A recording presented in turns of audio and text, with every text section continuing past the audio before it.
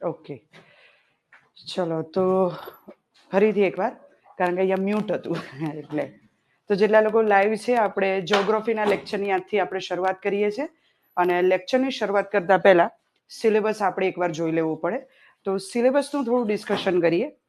હવે તમને બધાને ખબર છે કે નવા અધ્યક્ષ આવ્યા પછી સિલેબસમાં ચેન્જ લાવે છે. ચેન્જ એટલે કે એડિટિંગ કર્યું. હતું જે હતું એ પહેલાં હતું જ, બસ એક બીજું ચેપ્ટર કહી શકાય અથવા એક બીજી હેડલાઇન આપણા જ્યોગ્રાફીની અંદર એડ કરી. તો પહેલાં એકવાર આપણે ડિસ્કશન કરીએ, કારણ કે આડેધડ તૈયારી કરવાથી રિઝલ્ટ મળે નહીં. બરાબર છે ને? કરવું આટલું દરિયા જેટલું કરવું પડે અને પૂછાય બુંદ જેવું પેપરની અંદર. જ્યોગ્રાફીની વાત કરીએ તો હવે જીપીએસસી હોય કે ગૌણ સેવા, મોટાભાગની ગુજરાતની દરેક એક્ઝામની અંદર સિલેબસ હવે બધો સેમ થઈ ગયો છે. તો આપણે એક તૈયારી કરો એ દરેક એક્ઝામની અંદર કામ આવશે. બસ ભાર જે હશે, જે ગુણ હશે, માર્ક્સ એ અલગ અલગ જગ્યાએ તમને વેઇટેજ જ્યોગ્રાફીનું અલગ અલગ જોવા મળશે. બસ એનું જ આપણે ડિસ્કશન કરીએ. જેમ કે આપણે શરૂઆત આજે કરીએ જીપીએસસીની. તો જીપીએસસીમાં પેપર 2 ની અંદર આપણને જીઓ જોવા મળે છે, સેકન્ડ પેપરની અંદર. બરાબર છે? હવે જ્યોગ્રાફીની અંદર જો પેપર સેકન્ડમાં વાત કરીએ તો કેટલા માર્ક્સની અંદર આવી જશે? 50. હવે 50 માર્ક્સની આપણે વાત કરીએ છીએ તો વિષય જેવું તેવું કહેવાય નહીં. ઉદાહરણ તરીકે જો લાસ્ટ જીપીએસસી ક્લાસ 1-2 નો કટ ઓફ જોઈએ તો આપણે એવું કહીએ છીએ ભાઈ 400 માર્ક્સનું પેપર હોય તો 50% લાવી દો તો શાંતિ. એટલે કે કેટલા માર્ક્સ? 200. અને પેપરમાંથી અહીં નીકળો ને તમે બહાર એટલે એક અંદાજો તો આવી જ જાય કે આપણે પાસ હશું કે ફેલ હશું. બરાબર? હવે 200 માર્ક્સ મારે લાવવા હોય તો મારે કેટલા વિષય તૈયારી કરવી પડે? 4 ને. આમ તો રિયલમાં જોવા જઈએ કેટલા વિષયની કરવી પડે? 4. પણ તમને બધાને ખબર છે, હું એમ કહું ભાઈ 50 માર્ક્સનો જ્યોગ્રાફી આવે છે, પણ 3-4 માર્ક્સના જ્યોગ્રાફીના પ્રશ્નો તો એવા જ હોય કે તમને એવું લાગે કે યાર મેડમ મંગળ ગ્રહથી પૂછાયો હોય ને એવું લાગ્યું. બરાબર? એટલે આપણે એવો અંદાજો રાખીએ કે 43 થી 45 માર્ક્સ આપણે કવર કરી શકીએ એક વિષયની અંદર. બરાબર? કોઈને એવું થાય કે ઓછામાં ઓછા કેટલા કરવા? 41-40 એટલા તો કરો જ. બરાબર? એટલે આપણે પાછળનો એક વિષય એક્સ્ટ્રા તૈયાર કરવો પડે. શેના માટે? 5મો સબ્જેક્ટ, કે આજે ઘટે છે માર્ક્સ 5-10 5-10 દરેક વિષયની અંદર, એને કવરઅપ કરવા માટે આપણે 5મો એક સબ્જેક્ટ તૈયાર કરીએ. એનો મતલબ એવું નથી કે હું એમ કહું છું કોઈ પણ 5 તૈયાર કરો. તૈયારી તો બધા વિષયની એક રાખવાની જ છે, પરંતુ એક આઈડિયા આપું છું કે અત્યાર સુધી જે કટ ઓફ આપણને જોવા મળે છે 50% કટ ઓફ આપણને જોવા મળે છે છોકરાઓનો. છોકરીઓનો તો એમનાથી 10-15-20 માર્ક્સ ઓછો જોવા મળે છે. તો આપણી તૈયારી કેટલી હોવી જોઈએ? સમજાયું? કારણ 100% તૈયારી તો રેન્કરની નથી હોતી. તો પહેલા તો આજે એક્ઝામને હાવવો બનીને ફરવાનું નહીં. શું થશે શું થશે? દેખો, કોઈને નથી ખબર કે શું થશે આવતી મિનિટે. મને ને તમને નથી ખબર. મને ને તમને એટલું ખબર છે કે આજે 4 કલાક આપણે જ્યોગ્રાફી ભણવાનું છે અને બેસ્ટ આપવાના છે. આપણા આખા દિવસના સૌથી બેસ્ટ કલાક હોવા જોઈએ. બસ આપણને એટલી ખબર છે. બીજી વસ્તુ, મારા લેક્ચરની શરૂઆતમાં જ હું કહી દઉં, કોઈને ખબર હોય કે ન ખબર હોય, મને ઇમિડિયેટલી પૂછવાની આદત છે. એટલે જેવું હું ભણાવું અહીંયા હું તમને ગમે તેને પ્રશ્ન પૂછીશ.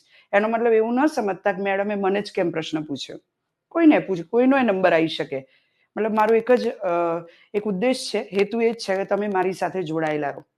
કારણ કે પૈસા મફતમાં નથી આવતા. હું એ તમારી જેમ સ્ટુડન્ટ લાઈફમાંથી પસાર થઈ ચૂકી છું અને મને એ પૈસાની વેલ્યુ છે. તો જ્યારે આપણે ફી ભરીએ તો આપણે એક જવાબદારી સાથે અહીંયા બેસવાનું છે દરેક વિષયમાં. ખાલી જ્યોગ્રાફીથી તો પાસ થવાય નહીં. બરાબર છે? તો દરેક વિષયમાં એક જવાબદારી સાથે બેસવાનું છે. 4 કલાક લે કે 2 કલાક લે કે 6 કલાક લે, આપણી એક જવાબદારી હોવી જોઈએ કે આપણે એટલી મિનિટ્સ અને કલાક બેસ્ટ આપીએ આપણે. બોલો રેડી? હે ને? ધ્યાન એટલે મારો મતલબ એટલો જ છે કે ધ્યાન ભટકાવવું જોઈએ નહીં. હવે સિલેબસની વાત કરીએ.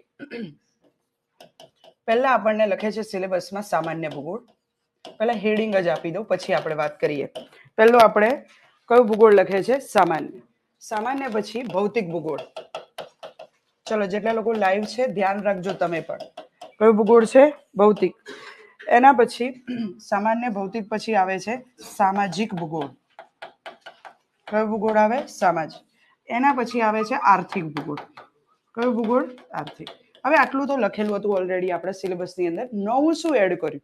તો નવું 5મો ટોપિક એ કર્યો, વર્તમાન પ્રવાહના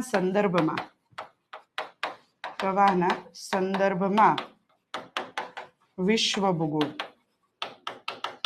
આવી રીતે એમને લખ્યું, વર્તમાન પ્રવાહના સંદર્ભમાં કયો ભૂગોળ? વિશ્વ. એટલે તમને એમ થાય આમાં શું કરવાનું? તો કરંટ અફેર્સ જ્યોગ્રાફીના એક જ પૂછાય, પ્લેસ ઇન ન્યૂઝ. જે છેલ્લો ટોપિક, અહીંયાથી આપણે શરૂઆત કરીએ. જે છેલ્લો ટોપિક છે એમાં શું પૂછાય? Place in news. ઉદાહરણ તરીકે ઇઝરાયલ ચર્ચામાં છે, બાલ્ટિક સી ચર્ચામાં છે, પનામા નહેર ચર્ચામાં છે, ગાઝા પટ્ટી ચર્ચામાંની અંદર છે. તો જે પ્લેસ ચર્ચામાં હોય એ પ્લેસ તમારી પરીક્ષામાં હવે એના પ્રશ્નો વધેલા જોવા મળશે. તો આપણી જવાબદારી કયો વિષય કરવાની વધારે થઈ ગઈ? વર્તમાન પ્રવાહ. તો તમને એમ થાય કે મેડમ તમે આની તૈયારી કેવી રીતે કરાવશો? તો દરેક લેક્ચરની શરૂઆત અથવા અંત હું આનાથી કરીશ, છેલ્લા ટોપિકથી. જેમ કે હું તમને વીકમાં 4 કલાક મળું છું, તો 4 કલાકમાં લેક્ચરની શરૂઆત પહેલા કાં તો લેક્ચરના અંત વખતે એક વીકની અંદર જે પણ મને ઇમ્પોર્ટન્ટ લાગશે પ્લેસ ઇન ન્યૂઝ એ હું તમને નોટ્સ બનાવતી જઈશ, જેની શરૂઆત હું આજથી જ કરવાની છું. બરાબર? તો આપણે આ રીતે તૈયારી થશે. એવું પોસિબલ જ નથી કે 6 મહિના હું તમને આ સબ્જેક્ટ કરાવું અને પછી છેલ્લે કહું ચલો હવે આપણે 1 દિવસમાં પૂરું કરીએ. પોસિબલ જ નથી આ તો. હવે 6 મહિનાના પ્લેસ ઇન ન્યૂઝ કેવી રીતે 1 દિવસમાં પૂરા થાય અને તમને કેવી રીતે 1 દિવસમાં યાદ રહે? ના રહે. સમજાયું? તો આનાથી હું તમને એક આઈડિયા આપું છું કે તમારે જ્યારે તમે કરંટ અફેર્સ જોવો છો તો અલગ કરો કે જ્યોગ્રાફીના કરંટ અફેર્સમાં કેટલા પ્લેસ ચર્ચામાં રહેલા સ્થળ આવું આપણને આવશે. ચર્ચામાં રહેલા સ્થળ એની નોટ્સ બનાવો. જેમ કે આજે સૂતા પહેલા તમારે એક કરવાનું કે આજે આપણે 4 કલાક અહીંયા બેઠા, એના પછી આપણે રિવિઝન કરીએ નોટ્સનું, ટેસ્ટની તૈયારી કરીએ છીએ અને સૂતા પહેલા આપણે જોઈ લેવાનું કે આજે કરંટમાં નેશનલ લેવલના, ઇન્ટરનેશનલ લેવલના અને આપણે લોકલ લેવલના કોઈ પ્લેસ ચર્ચામાં હતા, કોઈ ન્યૂઝ છે ચર્ચાની અંદર, તો સાઈડ પર આપણી જોડે એક પોકેટ ડાયરી હોવી જોઈએ જેની અંદર આપણે આ બધું રફ કામ કરતા હોઈએ. અલગ એ અલગ વસ્તુ છે જેમાં નોટ્સ બનાવશો તમે, પણ એક પોકેટ, મેં મારી તૈયારીમાં આ રીતે શરૂઆત કરી હતી જે હું તમને કહું છું. પોકેટ ડાયરીથી એવું થશે કે સમજો તમે 2 ફ્રેન્ડ્સ મળો છો અહીંયા અને ચર્ચા કરો છો કે આજે નાથુલા ઘાટ ચર્ચામાં આવ્યું, તો બસ એકબીજાને લખવાનું. ડાયરી તો મારા પોકેટમાં છે જ ને, મારે ખાલી લખવાની રહી. સમજો સ્ક્રોલ કરો છો તમે times of India, Indian express, the Hindu અને કોઈ વસ્તુ તરત ઇમિજિએટલી લખી નાખી. તો એક હંમેશા યાદ રાખો વિદ્યાર્થી જીવનની અંદર કે એક પોકેટ ડાયરી આપણે જોડે જ રાખો. કોઈ પણ સબ્જેક્ટનું કંઈ પણ મળે. ગાંધીનગર રહેવાના ફાયદા હોય કે જો અહીંયા નુક્કડ પર, ગલી નુક્કડ પર મોટા મોટા સરકાર યોજનાના બોર્ડ લગાવેલા હોય, કોઈ જગ્યાએ પાણીપુરી ખાવા ઉભા રહ્યા હોય બેન, કોઈ બોર્ડ લગાવેલું જોઈએ તો યોજના આપણી પોકેટ ડાયરીની અંદર એક તૈયારીની એક અલગ વે છે. આગળ જોઈએ. આગળ કયો ભૂગોળ છે? આર્થિક. આર્થિક ભૂગોળની અંદર તમને શું આવે? તો આ આર્થિક ભૂગોળ ઇકોનોમિક્સની અંદર જોવા મળશે. તમને કયા રૂપે જોવા મળશે? કૃષિ. હવે ઇકોનોમિક્સની અંદર ડિટેલમાં હશે એગ્રીકલ્ચર, ટાઈપ્સ ઓફ એગ્રીકલ્ચર, કૃષિના પ્રકારો ને એ બધું જ ઇકોનોમિક્સની અંદર ડિટેલમાં હશે. આપણે તમારે જ્યોગ્રાફીમાં કૃષિ કેવી રીતે કરાવવાનું હોય તો આજથી ક્લિયર કરું. ઉદાહરણ લઈએ આપણે વીટનું, ઘઉંનું. બીજું લઈએ આપણે ચોખાનું, રાઈસ.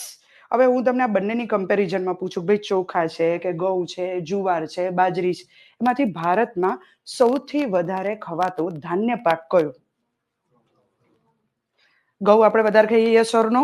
સવારે આપણે ગળામાં તો ઉઠીને ચાન ભાખરી ખાવાની એ આદત હોય, બોલો હા યા ના? પણ એ આપણા માટે જ હોય. ગુજરાત વાળાને જ આટલા બધા ઘઉં પચે, બરાબર? આખા ભારતમાં નથી લેવાનું. હવે સાઉથ ઇન્ડિયાની અંદર તો આપણે રાઈસ ખાવાનો ટ્રેન્ડ જોવા મળે. ઈસ્ટ ઇન્ડિયાની અથવા નોર્થ ઈસ્ટ, સાઉથ બધે રાઈસ ખાવાનો ટ્રેન્ડ છે. એમને ઘઉં એટલા પચે જ નહીં જેટલા આપણે પચી જાય છે. સમજાઈ ગયું? તો ભારતમાં સૌથી વધારે ખાવાતો ધાન્ય પાક કયો? રાઈસ, ચોખા. જો પહેલો પ્રશ્ન, પહેલી ભૂલ સુધરી.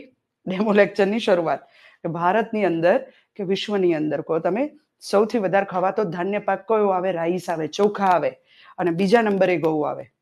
બીજા નંબરે ઘઉં આવે, ત્રીજા નંબરે જુવાર આવે. તો પહેલા તો કયા આપણે પાક ખવાય છે સૌથી વધારે એનું ક્રમાનુસાર ખબર હોવી જોઈએ. રાઈસ, ઘઉં અને હવે મારે શું ભણાવવાનું રહે તો પછી ચોખા માટેની જમીન, ચોખા માટે કેટલો વરસાદ જોઈએ, ભારતના કયા રાજ્યમાં ચોખાનું ઉત્પાદન વધારે, ચોખાની જાત, એવી જ રીતે ઘઉંનું ઉત્પાદન ભારતના કયા રાજ્યમાં વધારે, ઘઉં માટે ગોરાડું જમીન જોઈએ, ઘઉં માટે ટેમ્પરેચર કેટલું જોઈએ, ઘઉંને રવિ પાક કહેવામાં આવે છે. કયો પાક કહેવામાં આવે છે? રવિ. હવે જ્યારે તમે આવું બધું ભણો ને એનો મતલબ થયો કે તમે કૃષિ જ ભણો છો પણ જ્યોગ્રાફીના સંદર્ભે ભણો છો. અને જ્યારે વાત આવે એક્સપોર્ટ ઇમ્પોર્ટની, ડેટાની આવે, ટકાવારીની આવે, બરાબર, બજેટમાં શું ઉલ્લેખ છે એ બધું આવે ને એટલે સમજી લો તમે ઇકોનોમિક્સનું કરો છો. પણ આ આર્થિક ભૂગોળ એવો છે કે જે સેમ ચેપ્ટર તમને ઇકોનોમિક્સમાં મળશે અને સેમ ચેપ્ટર તમને જ્યોગ્રાફીની અંદર પણ જોવા મળશે. બોલો ક્લિયર છે અહીંયા સુધી? એના પછી એક બીજું ચેપ્ટર આપણે લઈશું અહીંયા, પરિવહન. કયું લેશે? પરિવહન. મોસ્ટ આઈએમપી ચેપ્ટર છે. આમ તો જોવા જઈએ તો ધોરણ 11 અને 12ની જીસીઆરટી લઈને આવો ને તો અભ્યાસક્રમના બધા સિલેબસના ટોપિક હું તમને ટીક કરી આપું. તો મારો કહેવાનો મતલબ છે અહીંયા જ શરૂઆત જ આપણે એક માર્ગદર્શનથી શરૂઆત કરી. આડે ધડાઈનું ભણાવવાનું ચાલુ કરી દઉં પણ તમને ખબર જ નથી કે આ ભૂગોળમાં કરવાનું શું છે. તો આજથી યાદ રાખજો, જ્યોગ્રાફીની જ્યારે શરૂઆત કરો ને તો ધોરણ 11ની જે જ્યોગ્રાફીની પુસ્તક છે ને એ મેનલી ફિઝિકલ જ્યોગ્રાફી પર છે, ભૌતિક ભૂગોળ પર છે, જેની અંદર ઓશનોગ્રાફી, એટમોસ્ફિયરિક લેયર્સ, પૃથ્વીની આંતરિક સંરચનાઓથી લઈને બધું જ જોવા મળશે તમને. તો 11થની જે જ્યોગ્રાફી છે એ આખી ફિઝિકલ જ્યોગ્રાફી છે અને 12થની જ્યોગ્રાફી જે છે જ્યાં તમને વસ્તી, પરિવહન, બરાબર છે, પ્રાથમિક, દ્વિતીય, તૃતીય પ્રવૃત્તિઓ એ બધું જોવા મળશે. બંને જ્યોગ્રાફીને તમે મળીને શરૂઆત કરો છો વાંચવાની તો તમારો એક પાયો જે છે ને એ પાક્કો થઈ જશે. એટલે કદાચ તમે એમ કહો મેડમ અમે શરૂઆત કરીએ છીએ, કોઈ એવું હશે કે જે શરૂઆત કરે છે અને કોઈ એવું હશે કે જે શરૂઆત કરી દીધી છે આગળ માટે આવી હોય. તો બંને મારા માટે તો અત્યારે મારા માટે તો પહેલો જ લેક્ચર છે તમારા બધાનો, અને બધાને સરખા માનીને સમજી અને હું ઈચ્છું છું કે શરૂઆત કરો 11થની જ્યોગ્રાફીથી.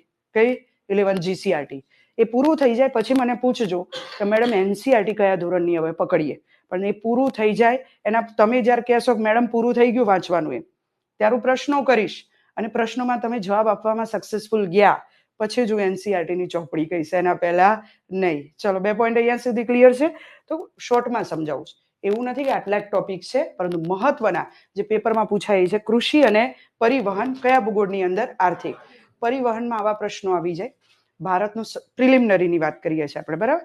ભારતનો સૌથી લાંબો national highway, north to south corridor, east to west corridor, east to west corridor કઈ સંખ્યામાં જોવા મળે છે? હું તમને પૂછું, કોઈને આઈડિયા હોય તો બોલો, જેને કોઈ કદાચ એક્ઝામ પણ આપેલી હશે કે ઉત્તરથી દક્ષિણ જે નેશનલ હાઈવે હોય અને પૂર્વથી પશ્ચિમ નેશનલ હાઈવે નવા નંબરિંગ મુજબ અમેરિકન પદ્ધતિ આપણે અપનાવી છે એ મુજબ કઈ રીતના નંબર જોવા મળે?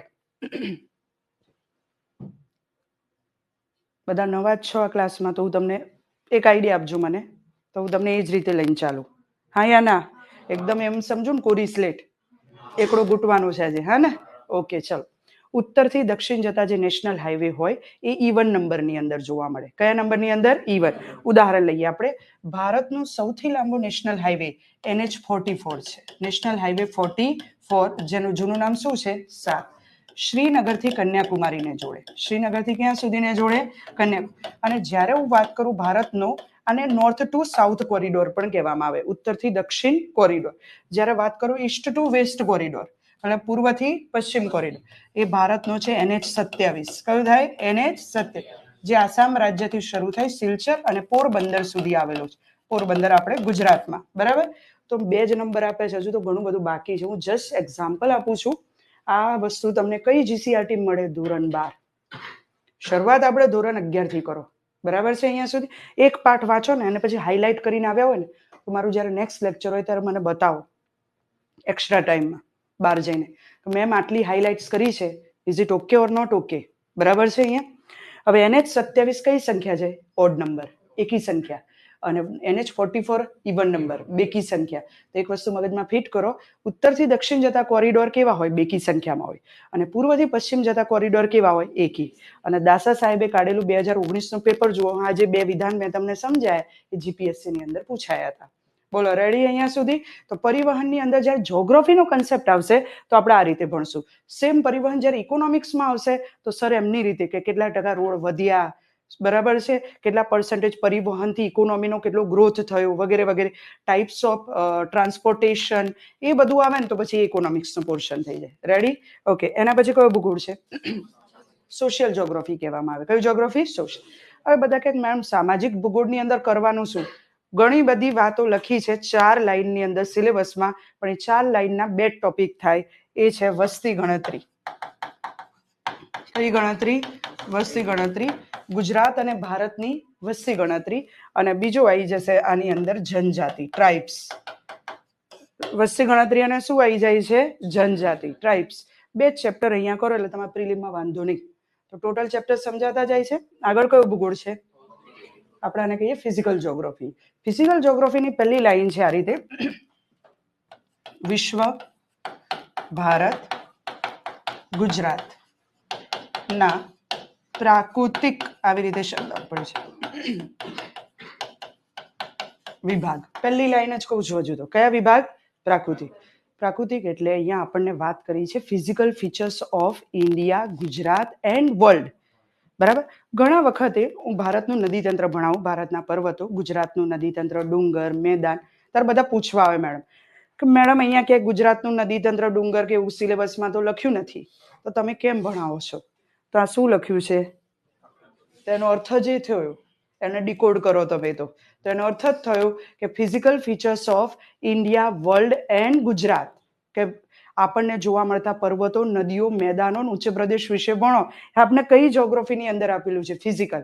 હવે આ ફિઝિકલ જ્યોગ્રાફીની અંદર વાતાવરણ, આબોહવા, બરાબર છે, આ જ ફિઝિકલ જ્યોગ્રાફીની અંદર નેશનલ પાર્ક, રાષ્ટ્રીય ઉદ્યાન આપણે જેને કહીએ, વન્યજીવ અભયારણ્ય, જૈવ આરક્ષિત ક્ષેત્ર, આ બધું જ આપણને ચેપ્ટર્સોની અંદર જોવા મળશે. ભૌતિક જોડે જોડે કુદરતી આપદાઓ એવું લખે છે, મતલબ કે ચક્રવાતે લખેલું છે, વાવાઝોડા, આ રીતે ચક્રવાત, વાવાઝોડા, વાતાગ્રહ, આ બધું ભૂકંપ ને બધું શેની અંદર લખેલું છે? ભૌતિક ભૂગોળ. બોલો, સમજાય? અહીંયા આગળ પહેલો ટોપિક કયો? ભૂગોળ. પહેલી લાઈન સૂર્યમંડળના. જો પહેલી લાઈન પહેલો શબ્દ શું લખ્યું છે એમને? સૂર્યમંડળ. સૂર્યમંડળના ભાગરૂપ પૃથ્વી. એટલે એમને કીધું છે કે ભૂગોળ ભણાવો ત્યારે પહેલું ભણાવો ભાઈ પૃથ્વી શું છે. સૂર્યમંડળના ભાગરૂપ પૃથ્વી, કોમા કરીને લખ્યું છે.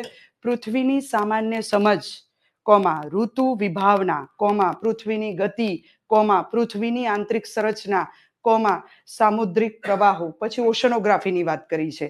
તો સામાન્ય ભૂગોળની અંદર એક શબ્દ કોમન છે, એ શું છે? પૃથ્વી. એક શબ્દ કોમન, અને એ શું છે? પૃથ્વી. સિલેબસનો એક થોડો આઈડિયા આવ્યો? શોર્ટમાં પૂરો. આખું લખવા જાવ તો પછી એક નોટ બની જાય. મેં તમને કહી દીધું કે કઈ આ રીતે ભૂગોળને એમને વેચ્યું છે સિલેબસની અંદર: સામાન્ય, ભૌતિક, સામાજિક, આર્થિક અને વર્તમાન પ્રવાહ. તો આજ પછી હું જેમ જેમ ટોપિક લેતી જાઉં, એક તમારા મગજમાં આઈડિયા હોવું જોઈએ કે મેડમ અત્યારે કયો ભૂગોળ ભણાવી રહ્યા છે. જ્યારે હું ભણાવું પરિવહન તો તમારે સમજી લેવાનું મેડમ આર્થિક ભૂગોળ પર છે. જ્યારે હું ભણાવું પ્લેસ ઇન ન્યૂઝ તો સમજી લેવાનું ભાઈ વર્તમાન પ્રવાહના સંદર્ભમાં વિશ્વ ભૂગોળ તરફ આપણે જઈએ છીએ. જ્યારે હું ભણાવું પૃથ્વી વિશે, બ્રહ્માંડ વિશે, સૂર્યમંડળ વિશે, તો સમજી લેવાનું કે આપણે કયા ભૂગોળમાં છીએ? સામાન્ય ભૂગોળ તરફ. Syllabus ready? તો બસ ભૂગોળ કેવું ઈઝી જેવું લાગે છે કે નહીં? પૃથ્વી જ ભણવાની છે આપણે. શું ભણવાનું છે? પૃથ્વી. અને આપણે જેના પર રહીએ છીએ એના વિશે આપણને એટલીસ્ટ માહિતી હોવી જોઈએ. બસ અહીંયાથી હવે આપણે લેક્ચરની શરૂઆત કરીએ છીએ. એક આઈડિયા આવી ગયા પછી. કોઈ ક્વેશ્ચન, ડાઉટ? ઓકે, ચલો ધ્યાન રાખવાનું છે, કારણ કે હું હજુ ફરીથી કહું છું નોટ શું બનાવડાવીશ. હા, હું પહેલા જે કહું છું તમને નોટ શું બનાવડાવીશ, બરાબર? એટલે એની ચિંતા ન કરશો. જ્યારે હું સમજાવું ત્યારે મારી સાથે પહેલા સમજવાનું જ કામ કરવાનું. જ્યારે હું લખાવું ત્યારે વ્યવસ્થિત લખવાનું. અને એકવાર તમારા ક્લાસ નોટ્સ બની જાય પછી તમે કોઈ પણ પેપર સોલ્વ કરો, પછી આપણે જોઈએ કિસમે કિતના દમ હે. પણ એકવાર પહેલા તો લેક્ચર બધા પૂરા કરવા પડે, એના પહેલા કશું થાય નહીં. બસ શરૂઆત કરીએ આપણે. ચલો, કયા ચેપ્ટર? તમારી શું ઈચ્છા છે? કયા ચેપ્ટરથી શરૂ કરીએ? સામાન્ય ભૂગોળ. સરસ, વેરી ગુડ. મારે એવું બસ ચકાસતી હતી તમને કે તમારું જેમ તમે અહીંયા આવ્યા છો ડેમો માટે, હું એ જોવાયું છું કે અહીંયા કિસમે કિતના દમ હે. બસ થોડી વારમાં પ્રશ્ન સોલ્વ કરીએ છીએ. આ જ હોય પહેલું લેક્ચર. આના વિશે જ ખબર હોવી જોઈએ તો જ પછી આ બધું આવે, બાકી આવડે નહીં. ચલો અહીંયા શરૂઆત કરીએ. સૂર્યમંડળના ભાગરૂપ પૃથ્વી, એટલે પહેલા તો સૂર્યમંડળના ભાગરૂપ પૃથ્વી વિશે સમજવાનું છે. એટલે પૃથ્વીની સામાન્ય સમજ વિશે આપણે લઈશું. પૃથ્વીની સામાન્ય સમજ જોડે જોડે સૂર્યમંડળ વિશે આપણને આજે સમજવાનું છે. શેના વિશે? સૂર્યમંડળ. ઓકે, હવે જ્યારે આપણે વાત કરીએ, અહીંયા એક શબ્દ લખ્યો છે આપણે સૂર્યમંડળ. કોનું મંડળ વાત કરી છે? સૂર્યનું. કેમ પૃથ્વીનું મંડળ ના લખ્યું, સૂર્યનું મંડળ લખ્યું? પહેલા તો આપણે પૃથ્વીનું ના લખ્યું, શુક્ર ના લખ્યું, ગુરુ ના લખ્યું, પણ કોનું લખ્યું એમને? સૂર્ય. તો પહેલા વાત કરીએ આપણે સૂર્ય. તો સૂર્ય શું છે? તો તારો છે. સૂર્ય વિશે જ્યારે આપણે વાત કરીએ છીએ, એ શું છે? તારો, સ્ટાર. આપણે ગુજરાતીમાં કહીએ છીએ તારો છે. હા હા, સફોકેશન થાય છે ને.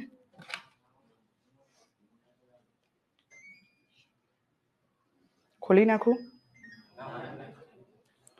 સફોકેશન મને થતું, પણ મને એવું લાગ્યું કે તમને લોકોને ઠંડી લાગે છે. પાછા એક જ મિનિટ. યસ યસ, આવો આવો, જોજો જોજો.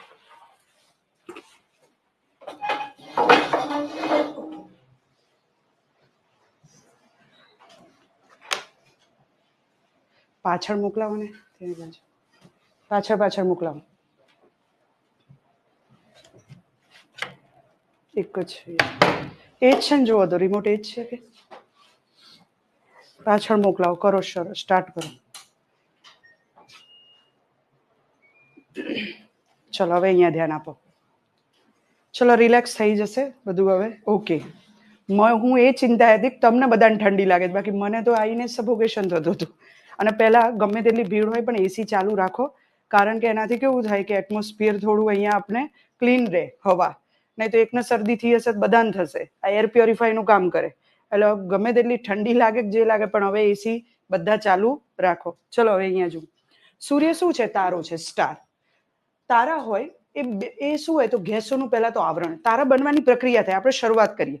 તારો કેવી રીતે બને? તો ગેસોનું એક આવરણ હોય, અને ગેસોનું આવરણ હોય એને નેબ્યુલા કહેવામાં આવે છે. ગેસોનું આવરણ હોય એને શું કહેવામાં આવે?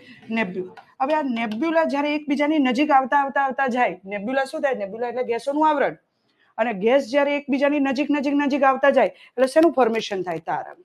હવે તારામાં જ્યારે ગેસો એકબીજાની નજીક નજીક નજીક આવતા જાય એ પ્રક્રિયાને કહેવામાં આવે નાભિકીય સંલયનની પ્રક્રિયા. કઈ પ્રક્રિયા કહેવામાં આવે છે? નાભિકીય સંલયન. જેને તમે સાયન્સમાં લેશો તો આવું લખશે ન્યુક્લિયર ફ્યુઝન. શું કહેશે? Nuclear fusion. કારણ કે કોઈ પણ તારાઓ બે ગેસથી બનેલા હોય. કેટલા ગેસથી બનેલા હોય? બે. હાઇડ્રોજન અને હિલિયમ. હાઇડ્રોજન અને હિલિયમ. તો તારાની જ્યારે વાત કરીએ છીએ તો તારાનો જન્મ થાય છે. તારાનો જન્મ થાય છે શેનાથી? નેબ્યુલાથી. શેનાથી થાય છે? નેબ્યુલા શું છે? તો ગેસોનું આવરણ આખું.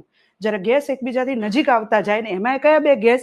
હાઇડ્રોજન અને હિલિયમ. તો બે હાઇડ્રોજનના અણુ ભેગા મળે અને એક હિલિયમ બંને અણુ બનાવે છે.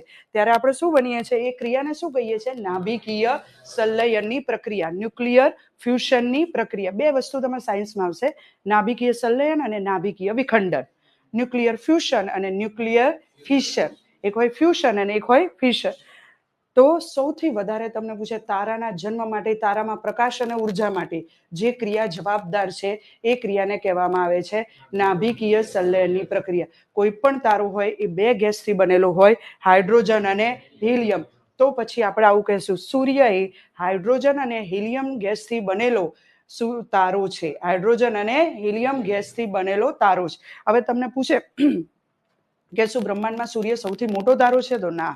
સૂર્યથી ઘણા મોટા તારા બ્રહ્માંડની અંદર પડેલા છે, પરંતુ આપણે સૂર્યમંડળનો ભાગ છીએ એટલે આપણે વાત કરીએ છીએ કોને? સૂર્ય. એક પહેલો પોઈન્ટ તો આપણે ક્લિયર થઈ ગયો કે ભાઈ સૂર્ય તારો છે. અને નેબ્યુલા નામના ગેસોના આવરણ જ્યારે ભેગા થાય છે ત્યારે તારાની રચના થાય છે.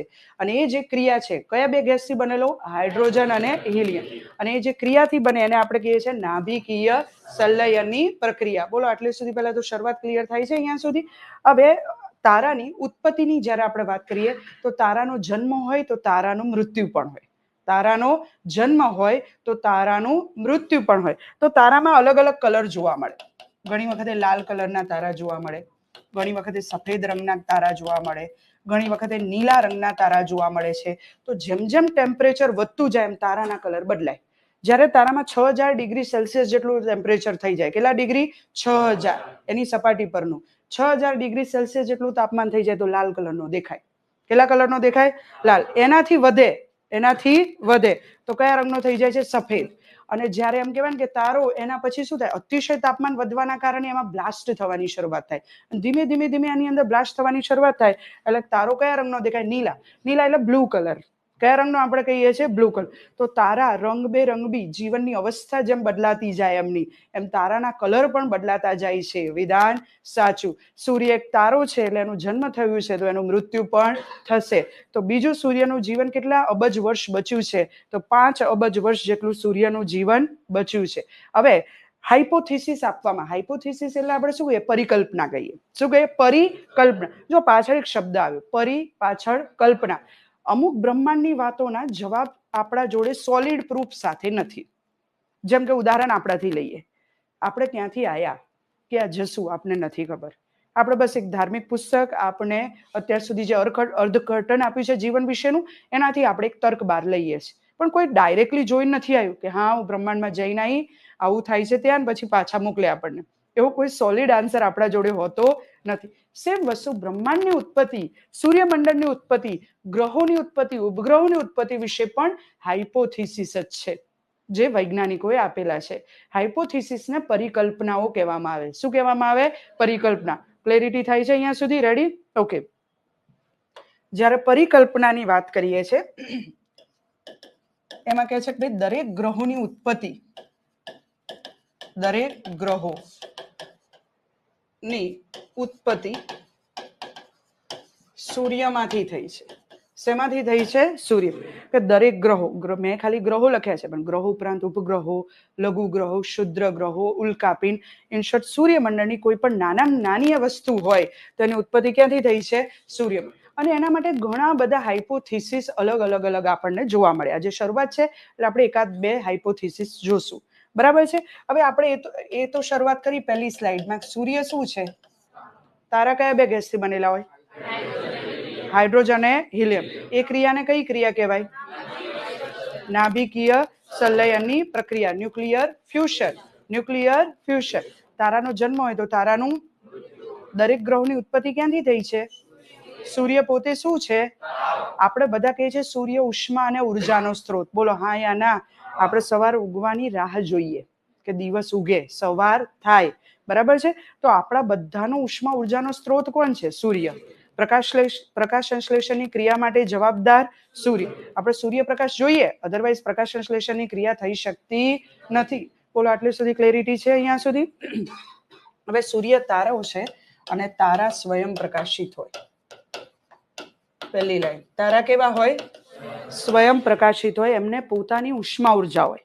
પરંતુ ગ્રહો સ્વયં પ્રકાશિત હોતા નથી. તો ગ્રહો પોતાના માટે જે ઉષ્મા ઉર્જા લાઇટ જે છે, આપણે શું કહીએ સિમ્પલ ભાષામાં? લાઇટ માટે કોના પર આધારિત હોય છે? તો સૂર્ય. તો આપણે સૂર્યનું એક કિરણ પહોંચવા માટે રાહ જોઈએ અને સૂર્યનું એક કિરણ પહોંચવા માટેનો જે સમય છે એ 8:15 થી 8:30 લાગે. 8:15 થી 8:30. તો સૂર્યનું એક કિરણ પૃથ્વી પર પહોંચતા કેટલો સમય લાગે છે? તો 8:15 થી 8:30. તો આપણે બધા કોના પર આધારિત છે? સૂર્યમાં. તો ગ્રહો પર પ્રકાશિત હોય. ગ્રહો કેવા હોય? પરપ્રકાશ. ગ્રહો જે હોય એ પરપ્રકાશિત હોય અને તારા જે હોય એ કેવા હોય છે? સ્વયં પ્રકાશિત જોવા મળે છે. બોલો પેલા આટલે સુધી ક્લિયર છે? ઓકે. હવે બ્રહ્માંડની ઉત્પત્તિ, આપણે કહીએ છીએ બ્રહ્માંડની ઉત્પત્તિનો સર્વપ્રથમ વિચાર કોણે આપ્યો હશે કે આવું કઈ ઉત્પન્ન થયું? બ્રહ્માંડની ઉત્પત્તિનો સર્વપ્રથમ વિચાર કોણે આપ્યો હશે? કોને કીધું? ઓકે, કાંટે. ઓકે, ચલો એમ્યુઅલ કાંટ આવે. પણ એના પહેલા કાંટ ખોટા નથી, સમજે? તમે સાચું જ બોલો છો. પણ એના પહેલા કે એવો કંઈક વિચાર જ આપ્યો, જસ્ટ એક વિચાર. કાંટે આખી થિયરી આપી આપણને બ્રહ્માંડની ઉત્પત્તિનો. અને પછી એ થિયરીને વધારે સારી રીતે આપણે બિંગ બેંગમાં લાગુ કરી, જ્યોર્જ લિમેત્રે દ્વારા આપવામાં આવી. પરંતુ આવો સર્વપ્રથમ વિચાર આપણને ટોલોમીએ આપ્યો હતો. કોને આપ્યો હતો? ટોલોમી. પછી એમ્યુઅલ કાંટ પણ આવે આ થિયરી માટે કે બ્રહ્માંડનું વિસ્તરણ થઈ રહ્યું છે, દિવસે ને દિવસે શું થઈ રહ્યું છે? વિસ્તરણ. અને આ જ થિયરી પછી આગળ લાગુ થઈ બિંગ બેંગ થિયરીના રૂપે. કયા થિયરીના રૂપે? Bing bang. અને બિંગ બેંગ થિયરી કોને આપી? તો જ્યોર્જ લિમેત્રે દ્વારા આપવામાં આવી છે. કોના દ્વારા? અત્યારે આ બધું કટ કરજો. આ તો બસ વાત એક જ લાઈનની કરવાની હતી. બ્રહ્માંડ આખો ટોપિક અલગ જ લેવાની છું. અત્યારે તો ખાલી એટલું યાદ રાખજો કે બ્રહ્માંડની ઉત્પત્તિનો સિદ્ધાંત જે છે એ સર્વપ્રથમ આપણને કે એવો વિચાર આપણને સર્વપ્રથમ કોણે આપ્યો? તો ટોલોમી. પણ ટોલોમી ભાઈ સાહેબે એવું કીધું કે ભાઈ પૃથ્વી દરેક ગ્રહોના કેન્દ્રમાં છે. એમને સૂર્યની વાત જ ના કરી. એટલે પછી એમની થિયરી એ બધી નકારી કાઢી. ટોલોમીએ શું કીધું? દરેક ગ્રહોના કેન્દ્રમાં કોણ છે? પૃથ્વી. અને પછી એમને કીધું પૃથ્વી ફરતી નથી. પણ પૃથ્વી તો ફરે છે. બોલો આટલે સુધી ક્લિયર છે બધાને? ઓકે. હવે સૂર્યની વાત કરીએ. પહેલી ઉત્પત્તિનો સિદ્ધાંત આપણે કહીએ છીએ, જે આપણે ધોરણ 11ની જીસીઆરટી જેવું બીજા પાઠથી શરૂઆત કરીએ છીએ. ગ્રહાણુ પરિકલ્પના. કઈ પરિકલ્પના? ગ્રહાણુ પરિકલ્પના આપવામાં આવી. હાઇપોથિસિસ. પરિકલ્પના એટલે હાઇપોથિસિસ. ગ્રહાણુ પરિકલ્પના આપી સર્વપ્રથમ ચેમ્બરલિન અને મોલ્ટેન નામના વૈજ્ઞાનિકે. કોને આપી? ચેમ્બરલિન અને મોલ્ટેન નામના વૈજ્ઞાનિકોએ આપી. અને આ બંને એવું કીધું કે સૂર્ય એક તારો છે. આ સૂર્યના જે તારો છે એની આજુબાજુ એક નાનો તારો ફરતો હતો અને નાના તારાના ગુરુત્વાકર્ષણ બળથી સૂર્યનું અમુક દ્રવ્યમાન માસ જે છે અલગ થયું અને અલગ થઈને ગ્રહો, ઉપગ્રહો, લઘુગ્રહો વગેરેની રચના થઈ. ઇન શોર્ટ બીજું બધું ભૂલીને એક જ વસ્તુ કરો કે આ બંને એવું કીધું કે ભાઈ દરેક ગ્રહની ઉત્પત્તિ કોનામાંથી થઈ છે? સૂર્યમાં. પરંતુ આમને એમ કીધું પૃથ્વી વિશે વાત કરતા બંને કીધું કે પૃથ્વીનું જે કેન્દ્ર જે છે, પૃથ્વીનું કેન્દ્ર છે એ કેવું છે? ઘન. પૃથ્વીનું કેન્દ્ર કેવું છે? આ લાઈન જરા હોલ્ટ ઉપર રાખજો, હું આગળ પૂછીશ ફરીથી. આ બંને શું કીધું ચેમ્બરલિન અને મોલ્ટેને? બધું છોડો ને એક લાઈન બોલો ને. આજે તો દરેક ગ્રહોની ઉત્પત્તિ ક્યાંથી થઈ?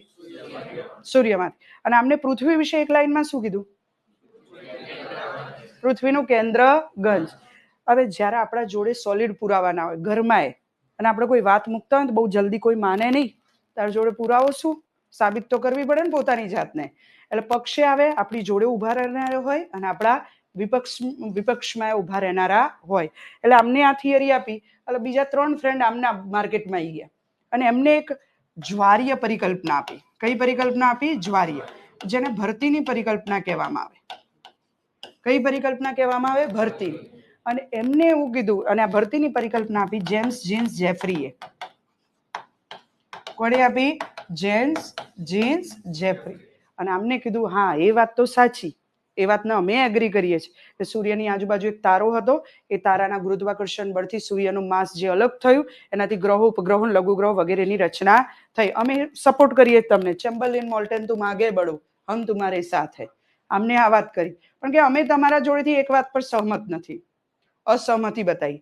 એમને કીધું તમે એવું કહો છો કે પૃથ્વીનું કેન્દ્ર કેવું છે? ઘન. અમે એ વાતથી એગ્રી નથી કરતા. અમે કહીએ છીએ કે ભાઈ પૃથ્વીનું કેન્દ્ર જે છે, પૃથ્વીનું કેન્દ્ર જે છે એ પ્રવાહી છે. પૃથ્વીનું કેન્દ્ર કેવું છે? પ્રવાહી. હવે અહીંયા આ વાત આવી ગઈ. આમને તો એવું કીધું પૃથ્વીનું કેન્દ્ર કેવું છે, અને આમના જોડે જવાની ઘણા બધા લોકોને મન જ ના થઈ. અમુકે અહીંયા જ મોઢા બગાડી લીધા કે આવું કેવી રીતે હોય પૃથ્વીનું કેન્દ્ર, તો આપણે બધા નીચે ગરી જતા. બરાબર છે. પરંતુ એક વસ્તુ આજથી પહેલી લાઈનમાં યાદ રાખજો. ઓનિયન જોવો છે ને, ડુંગળી, બસ પૃથ્વીની લેયર્સ એવી રીતે છે. જેમ ડુંગળીની લેયર્સ જે છે એમ ફોલતા જાઓ એમ પૃથ્વીની લેયર્સ જેટલી ફોલો એટલી પૃથ્વી અલગ અલગ સ્વરૂપે જોવા મળે. જેવી તમને બહાર પૃથ્વી દેખાય છે એવી અંદર નથી. તમને ખબર હશે અમુક લોકો બહાર કંઈક દેખાતા હોય અને અંદર કંઈક હોય. બરાબર. તો પૃથ્વીનું કંઈક એવું જ છે, બહાર ભલે શાંત દેખાતી હોય પણ અંદર મોટું મહાભારત લઈને પૃથ્વી ચાલે છે. બસ એક્ઝેક્ટલી તમારે આગળ અહીંયા આટલું યાદ રાખવાનું. ચલો આપણે રીસ્ટાર્ટ કરીએ. પહેલી સ્લાઇડ શેના વિશે ભણીએ છીએ આપણે?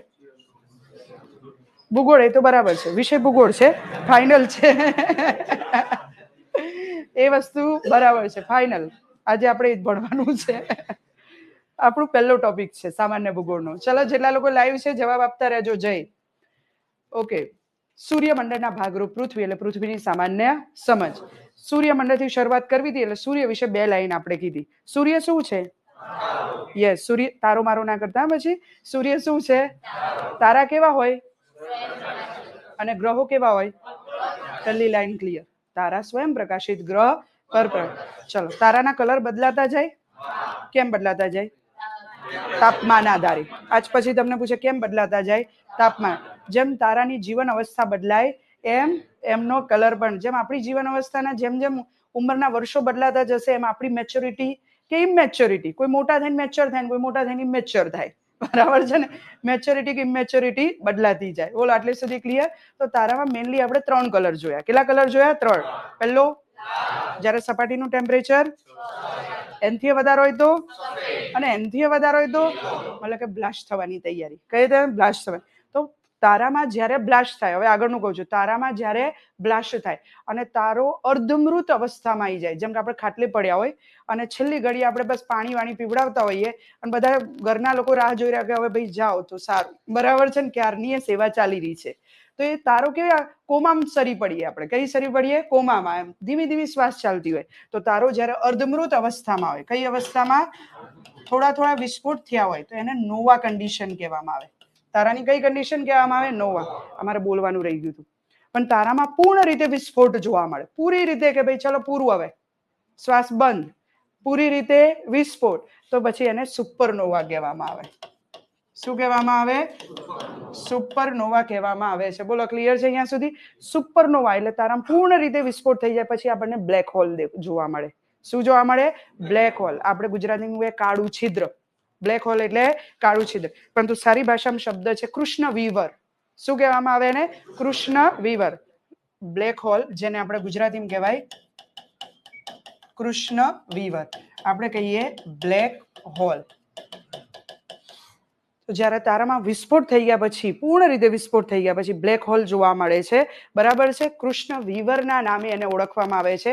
આવું સર્વપ્રથમ બ્લેક હોલ શબ્દનો પ્રયોગ જે છે સર્વપ્રથમ જ્હોન વ્હીલર દ્વારા કરવામાં આવ્યો હતો. કોના દ્વારા? John wheeler. એટલું યાદ રાખજો, હું ઇન્ટ્રોડક્શન આપું છું.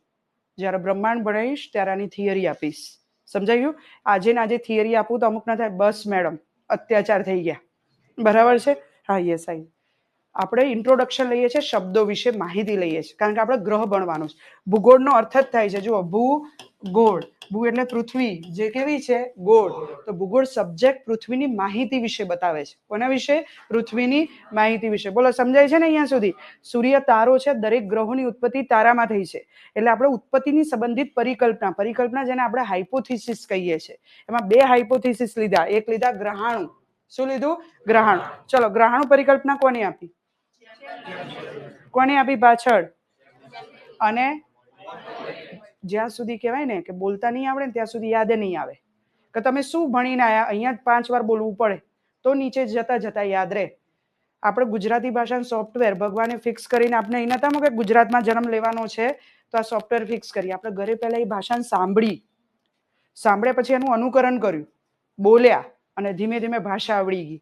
સેમ વસ્તુ સબ્જેક્ટમાં હોય. તમારે પહેલા કોઈ પણ ટીચર્સ યા મેન્ટર્સને સાંભળવા પડે સારી રીતે. એના માટે અહીં જ રહેવું પડે. પછી એવું ના હોય કે અહીંયા ફિઝિકલી હાજર હોય અને મેન્ટલી મેડમ ભરતા હોય. આજે સમજાયું? અહીંયા બેસીને આપણે અમેરિકા જઈ શકીએ, મન છે. એટલે તમે બંને રીતે અહીંયા હોવ ને તો જ તમારું કામ બનશે અહીંયા. બરાબર? ચલો ફરીથી એકવાર. પહેલી કઈ પરિકલ્પના કોણે આપી? ચેમ્બરલિને અને મોલ્ટન. શું કીધું એમને? બધા જ ગ્રહો સૂર્યમાંથી ઉત્પન્ન થાય અને પૃથ્વીનું કેન્દ્ર શોર્ટમાં આપણે પતવી દીધી આજે. ચલો, એના સપોર્ટમાં વિરોધમાં કઈ પરિકલ્પના આવી? જ્વારીય. જીવાણુ ને પાપ લાગવાનું છે. જ્વારીય. કઈ પરિકલ્પના? દેખો, ભૂલ પડે ને એની ચિંતા નહીં કરવાની, બસ ટ્રાય કરતા રહેવાનું. કઈ પરિકલ્પના? જ્વારીયન કહેવાય ભરતીની પરિકલ્પના. કઈ પરિકલ્પના? ચલો, કોને આપી? Jeans Jeffrey. ચલો ફરીથી એકવાર. ચલો ફરીથી એકવાર. Very good. એમને શું કીધું? પૃથ્વીનું કેન્દ્ર. બાકી સેમ લાઈન કીધી. ભાઈ દરેક ગ્રહો ક્યાંથી ઉત્પન્ન થયા છે? તો એ પરિકલ્પના શું કહેવાય? જ્વારીય અને ગ્રહાણુ. ચલો, મેં તમને આટલું સમજાયું. હવે હું એક પ્રશ્ન બનાવું છું. એક વસ્તુ ધ્યાન રાખજો, મારા પીવાયક્યુ, મારા પ્રશ્નો જોડે જોડે લેક્ચરમાં ચાલતા રહેશે. સમજો, મેં તમને આટલું જ ભણાવ્યું હોય અને પેપરમાં એક વિધાન આવે કે પૃથ્વીની ઉત્પત્તિ સંબંધિત પરિકલ્પનાઓ દ્વારા. લાઈન સમજાઈ?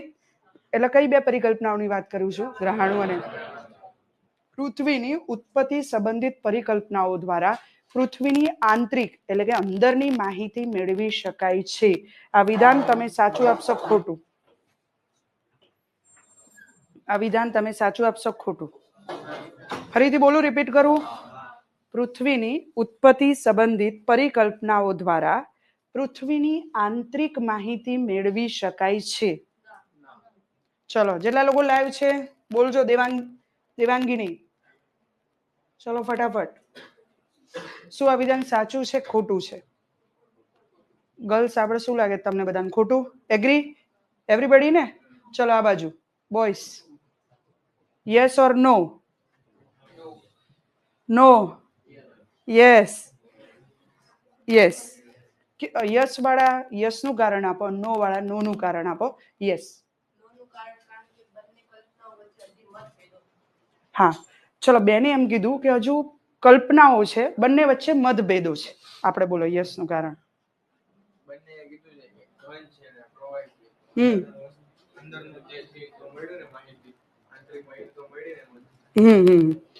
દેખો, આજે ઘરે જઈ ત્રીજો પાઠ છે પૃથ્વીની આંતરિક સંરચના.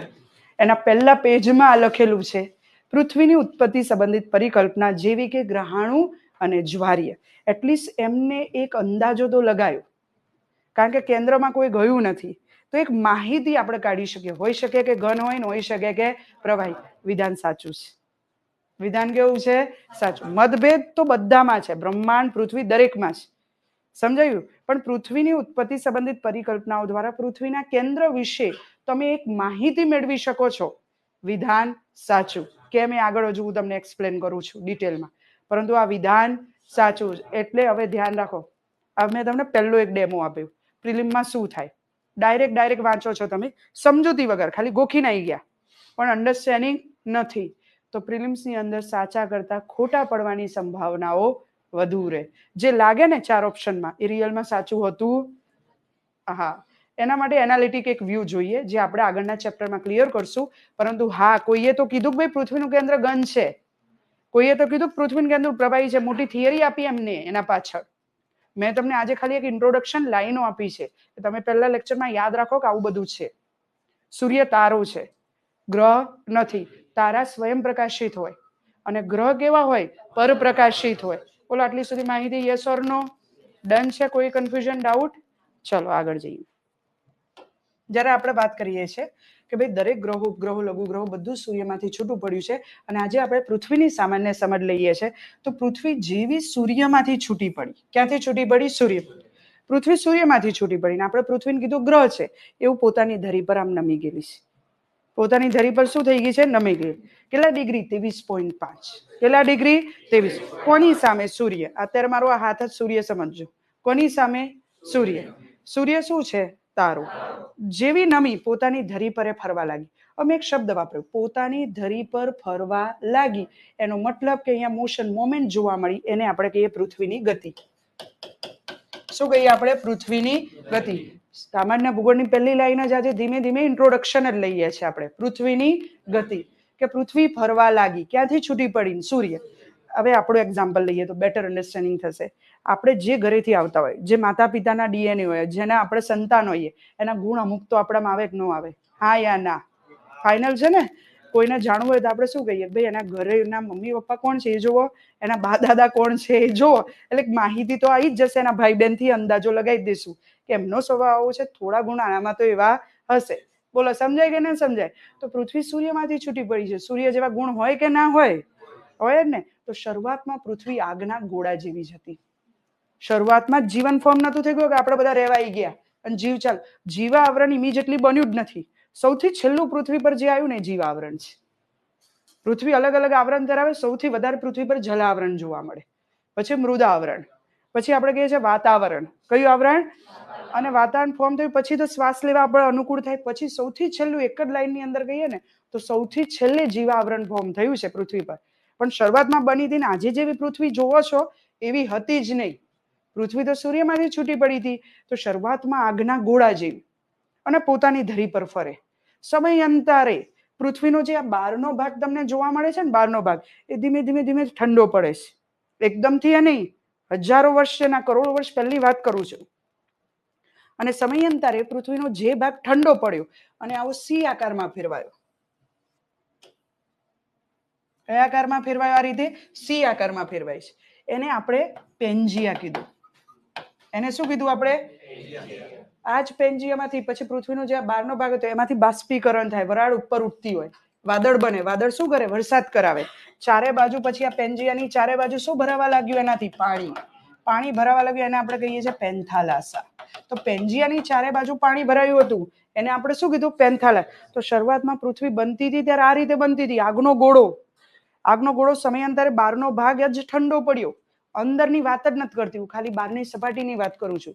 બહારની સપાટી જે ઠંડી પડીને ઘન સ્વરૂપમાં ફેરવાય. કયા આકારે? સી. એને આપણે કીધું પેન્જિયા. પેન્જિયાની ચારે બાજુ પાણી ભરાયેલું એને કીધું આપણે પેન્થાલાસા. બોલો, સમજાઈ ગયું? અહીંયા સુધી ક્લિયર છે બધાને? ઓકે, સમજી લો. આપણું મારો જ ફેસ લઈ લઉં છું. મારો ફેસ જે છે એક સરખો તમને દરેક જગ્યાએ, કોઈક જગ્યાએ ખાડો લાગશે, આંખ છે, આંખો બંધ કરી લો તો. કોઈ જગ્યાએ નાક ઉપરવાળો ભાગ લાગે છે, યસ ઓર નો? કોઈક જગ્યાએ કપાળ લાગે છે તમને આ રીતે. હવે આમ ઊભી હોય તો વરસાદ પડશે તો કઈ જગ્યાએ વરસાદના પાણી ભરાય? આંખોમાં, કારણ કે ડીપમાં છે. ત્યાં તમને કેવું જોવા મળે? ડિપ્રેશન વાળો ભાગ પડે છે. પણ જે જગ્યાએ પર્વત છે ત્યાંથી તો પાણી ઢોળાવથી તો પાણી વહી જવાનું ને. અને વહીને ક્યાં જવાનું? જ્યાં નીચાણવાળી ભાગ હશે. ફેસ એક સરખો આમ સપાટ છે? નથી. તો પૃથ્વી એ નથી. કોઈ જગ્યાએ પર્વત છે, કોઈક જગ્યાએ ખીણો છે, સમજાય ગયું નહીં?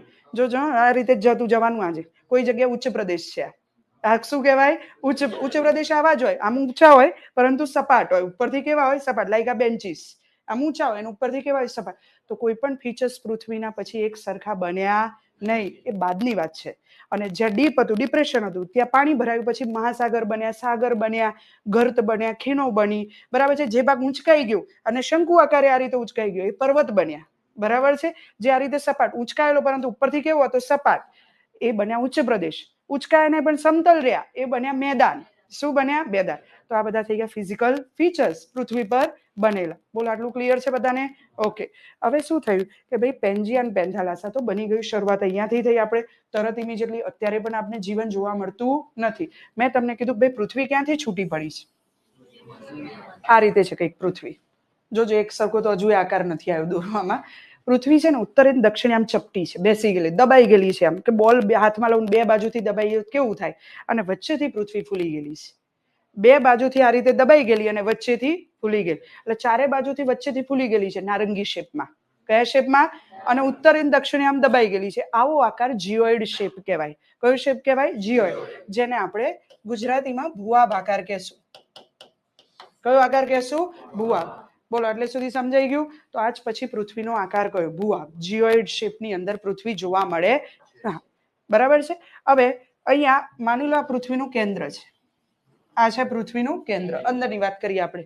તમને આજે મન થયું ભાઈ મારે સપાટીથી કેન્દ્ર તરફ નીચે ઉતરવું છે.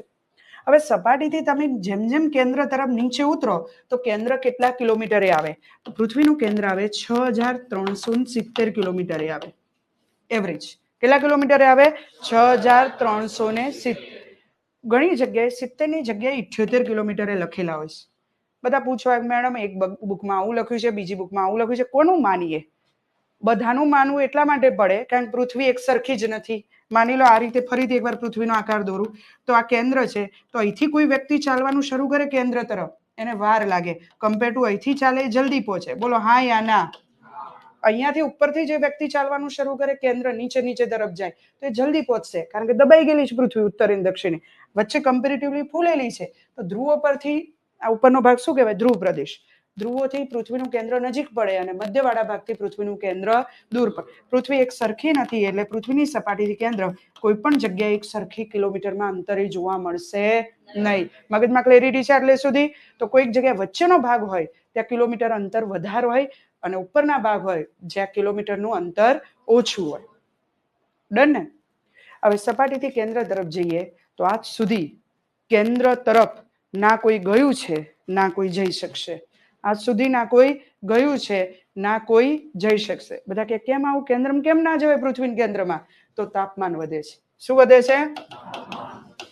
તાપમાન વધે છે. એક લાઈન જ યાદ રાખજો. STI 2021 નો PYQ છે આ. તાપમાન વધે છે. દર 32 મીટરે. કેટલા મીટરે? 32 મીટરે 1 ડિગ્રી સેલ્સિયસ તાપમાન વધે. 32 મીટરે કેટલા ડિગ્રી? 1 ડિગ્રી. અને દર 1 કિલોમીટરે કેટલા કિલોમીટરે?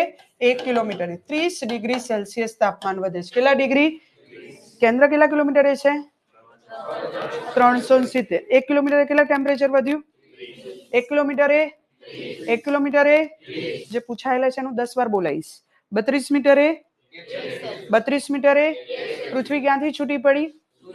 સૂર્ય શું છે? તારા કેવા હોય? ગ્રહો કેવા હોય? ઓકે. ગ્રહોની ઉત્પત્તિની પહેલી સંકલ્પના ગ્રહાણુ કોને આપી? ચેમ્બરલિન. અને બીજી પરિકલ્પના કોને આપી? James jeans. ટ્રિપલ જે યાદ રાખો ને. James jeans. બંનેનો થિયરી શું હતું? સૂર્યમાં છૂટા પડે. ક્યાંથી છૂટા પડે? પણ બંને ક્યાં અલગ પડ્યા? એકે કીધું પૃથ્વીનું કેન્દ્ર, બીજાએ કીધું પૃથ્વીનું કેન્દ્ર. યાદ આવી ગયું ને? એટલે સુધી પૃથ્વીનો આકાર બોલો. જીઓઇડ સમજાવો. ભૂઆબ સમજાવો. હા ઉત્તરે. હા વેરી ગુડ. એક્શન સાથે ચાલુ થઈ ગયો ક્લાસમાં. Very good. ઉત્તરે દક્ષિણે ચપટી અને વચ્ચેથી પહોળી. બોલો એટલે સુધી ક્લિયર? ચલો પૃથ્વી ફરે છે. ઓકે. પૃથ્વી ફરે છે. ક્યાંથી પૃથ્વી છૂટી પડીને ફરવા લાગી? સૂર્યમાં. શરૂઆતમાં પૃથ્વી કેવી હતી? Very good. સરસ. ધગધગતો જેવું પરફેક્ટ અનુકરણ કરો છો ને આવશે આગનો ગોળ. શરૂઆતમાં પૃથ્વી કેવી હતી? આગનો ગોળ. સમયાંતરે પૃથ્વીનો બહારનો ભાગ ઠંડો પડ્યો સી આકારમાં ફેરવાયો. શું કહેવાયું? પેંજિયાની ચારે બાજુ શું હતું? પેન્થાલાસાર. શું હતું? તો આને કહેશું આપણે મહાખંડ. શું કહેશું? આને કહેશું મહાસાગર. શું કહેવાશું? મહાખંડ. સમજાવો, મેં તમને આટલું જ ભણાવ્યું છે. હવે ધ્યાન રાખજો, એક પ્રશ્ન અહીંયા લખું છું. પૃથ્વી પર પ્રથમ શ્રેણીના ભૂમિ સ્વરૂપો, લેન્ડફોર્મ્સ, ભૂમિ સ્વરૂપો નીચે પૈકીના કયા છે? નીચે પૈકીના કયા છે? કઈ શ્રેણીના ભૂમિ સ્વરૂપ કયા છે? ઓકે, ચલો પહેલું લખીએ પર્વત, મેદાન, ઉચ્ચ પ્રદેશ. પર્વત, મેદાન, ઉચ્ચ પ્રદેશ, મહાખંડ, મહાસાગર, ખીણ, નદી. હવે અહીંયા આટલા બધા ઓપ્શન આપી દીધા હોય તમને, અને તમને પછી એક સરકારી જવાબ મૂકે ઉપરના તમામ, પછી લખો ઉપર પૈકી કોઈ નહીં. 1 2 3 2 3 4 તમને જે મન થાય, જેને પૂછ્યું એને બોલવાનું છે. છેલ્લી બેન્ચીસ, યસ, આરામથી બેસીને દેખો. મારા લેક્ચરમાં બહુ રિલેક્સ રહો. પહેલી વસ્તુ હું ક્વેશ્ચન કરું એટલે તમારે ઊભા થઈને જવાબ આપવાની કોઈ જ જરૂર નથી. મને બસ જવાબ આપવાનો ટ્રાય કરશો ને એ વધારે ગમશે. એટલે બિલકુલ ટેન્શન ફ્રી મારા લેક્ચરમાં બેસવાનું. જ્યાં તમને એવું લાગે ડાઉટ છે, કોઈને એવું એક વચ્ચે પૂછવું છે કે લેક્ચર પછી બહાર જઈને પૂછવું છે, એ તમારી ઈચ્છા રહેશે. પણ ડાઉટ લઈને ઘેર ના જતા, એ મારી ઈચ્છા છે. ડાઉટ લઈને ઘરે ના જતા, બસ એટલું યાદ રાખજો. ચલો, આમાંથી ભાઈ આપને શું લાગે છે? મહાખંડ અને મહાસાગર. ચલો બેન, આપ બોલો તો. મહાખંડ, મહાસાગર. ચલો ઠીક છે. આ બાજુ ભાઈઓ, આમ એટલે બોલવું પડશે ને. શું આમાંથી બધા? મહાખંડ અને મહાસાગર. બેન, મહાખંડ અને બાજુ બધા, તમામ, ઉપરના તમામ. ઓકે, બેનો બાજુ પાછળ બેન. હા, યસ, ઉપરના તમામ. પહેલી બેન્ચીસ બેન. ઓકે, મહાખંડ અને. ચલો બીજું કોઈ, હજુ કોઈને જવાબ? એક તો આયા ઉપરના તમામ, અને એકમાં જવાબ આવે છે મહાખંડ અને મહાસાગર. હવે જ્યારે તમને ખબર છે કે સંસદ, લોકસભામાં સરખા વોટ પડે ત્યારે સ્પીકર એનો નિર્ણાયક વોટ આપે. ચલો હું આપું, બરાબર છે ને? આનાથી શીખી લીધું આપણે. જ્યારે લોકસભામાં, સંસદમાં સરખા વોટ પડે ત્યારે નિર્ણાયક વોટ કોણ આપે? સ્પીકર. તો જો હું આપું, કારણ કે અહીંયા બે જવાબ આવી રહ્યા છે. હું એક બોલે છે ઉપરના તમામ, અને એક ભાગ બોલે છે બધા મહાખંડ અને. રાઈટ આન્સર રહેશે મહાખંડ અને. સૌથી પ્રથમ એ પછી બન્યા પછી પર્વતો આયા ને નદીઓ આવીને ખીણ આવી, એ તો પછી થયું. સૌથી પહેલા રહેશે મહાખંડ અને મહાસાગર. બોલો, ક્લિયર છે અહીંયા સુધી? એટલે તો અહીંયા મેં તમને હિન્ટ આપવા માટે આ કરાયું હતું. પેંજિયા અને ધોરણ 11 જીસીઆરટી નો, એક જ મિનિટ, ધોરણ 11 નો જીસીઆરટી નો 7મો પાઠનું નામ છે ભૂમિ સ્વરૂપ. એની અંદર લખ્યું છે પ્રથમ, દ્વિતીય અને તૃતીય શ્રેણીના ભૂમિ સ્વરૂપ. એમાં પ્રથમ શ્રેણીના ભૂમિ સ્વરૂપને કહેવાય મહાખંડ અને. બરાબર. પેંજિયા જે સી આકારે હતો, ઘન સ્વરૂપમાં ફેરવાયો, ઘન, એટલે આપણે એને કીધું મહાખંડ. આજુબાજુ પાણી ભરાયું, પેન્થાલાસા, આપણે કીધું મહાસાગર. બોલો.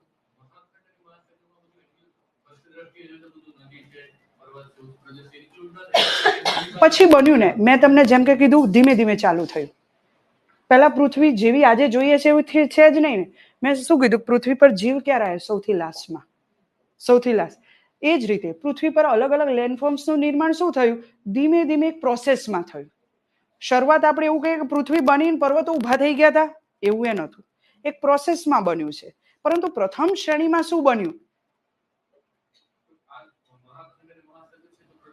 યસ, હા, એ જ કહું. ચલો, એ દ્વિતીયમાં આવશે. જો તમને આગળ સમજાવું. બોલો, આટલે સુધી ક્લિયર છે? કોઈ ડાઉટ? પેંજિયા, પેન્થાલાસા રેડી? આજે આપણે કહીએ પૃથ્વી પર કેટલા ખંડ છે? કેટલા ખંડ? કેટલા મહાસાગર છે? 5. સારું થયું તમે લેક્ચરમાં છો બધા, બરાબર છે. 7 ખંડ અને કેટલા મહાસાગર? 4. બહુ પહેલા હતા. 5મો શોધાયો ને સધર્ન ઓશન, 2013 થી છે. સધર્ન ઓશન, દક્ષિણ મહાસાગર. કેટલા મહાસાગર? કેટલા ખંડ? કયો ખંડ 8મો બની રહ્યો છે? હા, 8મો ખંડ બની રહ્યો છે જીલેન્ડિયા. કયો ખંડ બની રહ્યો છે? એ બને ને પહેલા તમે બની જાઓ, નહીં તો નવા ખંડની ક્યાં જફા લઈને ચાલશો તમે? બરાબર છે. તો દેખો, તો આ ફોર્મેશન હજુ એ ચાલુ છે. તમે જુઓ, ફોર્મેશન હજુ પણ કન્ટિન્યુ છે પૃથ્વીનું. સેમ વસ્તુ હવે અહીંયા જોઈએ, અહીંયાથી સમજશો એટલે ક્લિયર થશે. પહેલા તો પૃથ્વીનો બહારનો ભાગ ઠંડો પડ્યો. પૃથ્વી અંદર ઠંડી નથી. 12 સ્માઇલ આપતી પૃથ્વી અંદરથી આગના ગોળા જેવી છે. સપાટીથી કેન્દ્ર તરફ જઈએ તાપમાન વધે. અમુક લોકો બિલકુલ પૃથ્વી જેવા છે, 12 સ્માઇલ આપે, અંદર એમનું મહાભારત સંઘર્ષ ચાલતા હોય. શું સાચું, શું ખોટું, શું કરીએ, કયો વિષય પકડીએ, આ લઈએ, ત્યાં જઈએ, પેલું લઈએ, એમાં ને એમાં રહેતા હોય. પરંતુ આવું બનવાની જરૂર નથી. પરંતુ સપાટીથી કેન્દ્ર તરફ જઈએ તાપમાન વધે. દર 32 મીટરે 1 ડિગ્રી, 1 કિલોમીટરે 30 ડિગ્રી. પૃથ્વીના કેન્દ્રનું તાપમાન 7,500 ડિગ્રી સેલ્સિયસ છે. કેટલા ડિગ્રી? 7,500, જે સૂર્યની બાહ્ય સપાટીનું તાપમાન છે. સૂર્યની બાહ્ય સપાટીનું તાપમાન પૃથ્વીના કેન્દ્રમાં જોવા મળે છે તમને અહીંયા.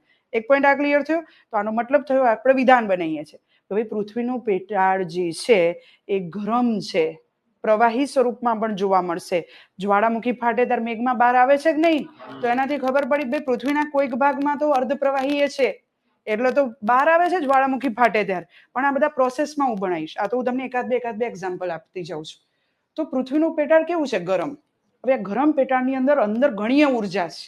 હવે એટલી બધી ઉર્જા હતી અંદરની કે અંદરની ઉર્જાના કારણે જ્યારે આના પર પ્રેશર આવતું ગયું, આ વચ્ચેથી 2 ભાગમાં તૂટે છે.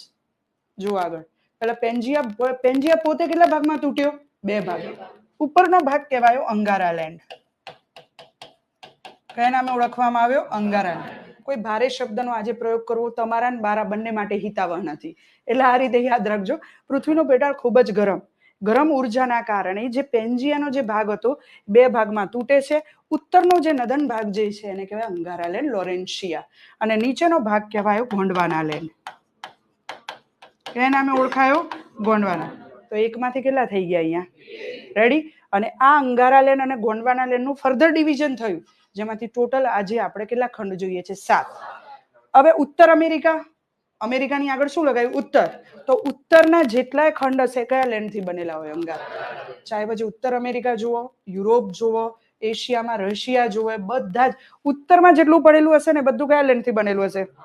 નીચે દક્ષિણ અમેરિકા, આફ્રિકા, ઇન્ડિયા, ઓસ્ટ્રેલિયા, આ બધું કયા લેન્ડથી બનેલું હોય? તો આ રીતે ખંડો અલગ થઈ ગયા. આ ઉત્તરની તરફ ખસવા લાગ્યો, આ દક્ષિણ. વચ્ચે આ પાણી ભરાવતું ગયું. તો તમે આખું વર્લ્ડ મેપ જુઓ, આવી જ રીતે વચ્ચે આમ પાણી ભરાયેલું તમને જોવા મળે. અંગારાલેન્ડના ભાગ ઉત્તરમાં ને ગોંડવાનાલેન્ડના ભાગ દક્ષિણમાં નીચે ડિવાઇડ પોર્શનની અંદર તમને જોવા મળશે.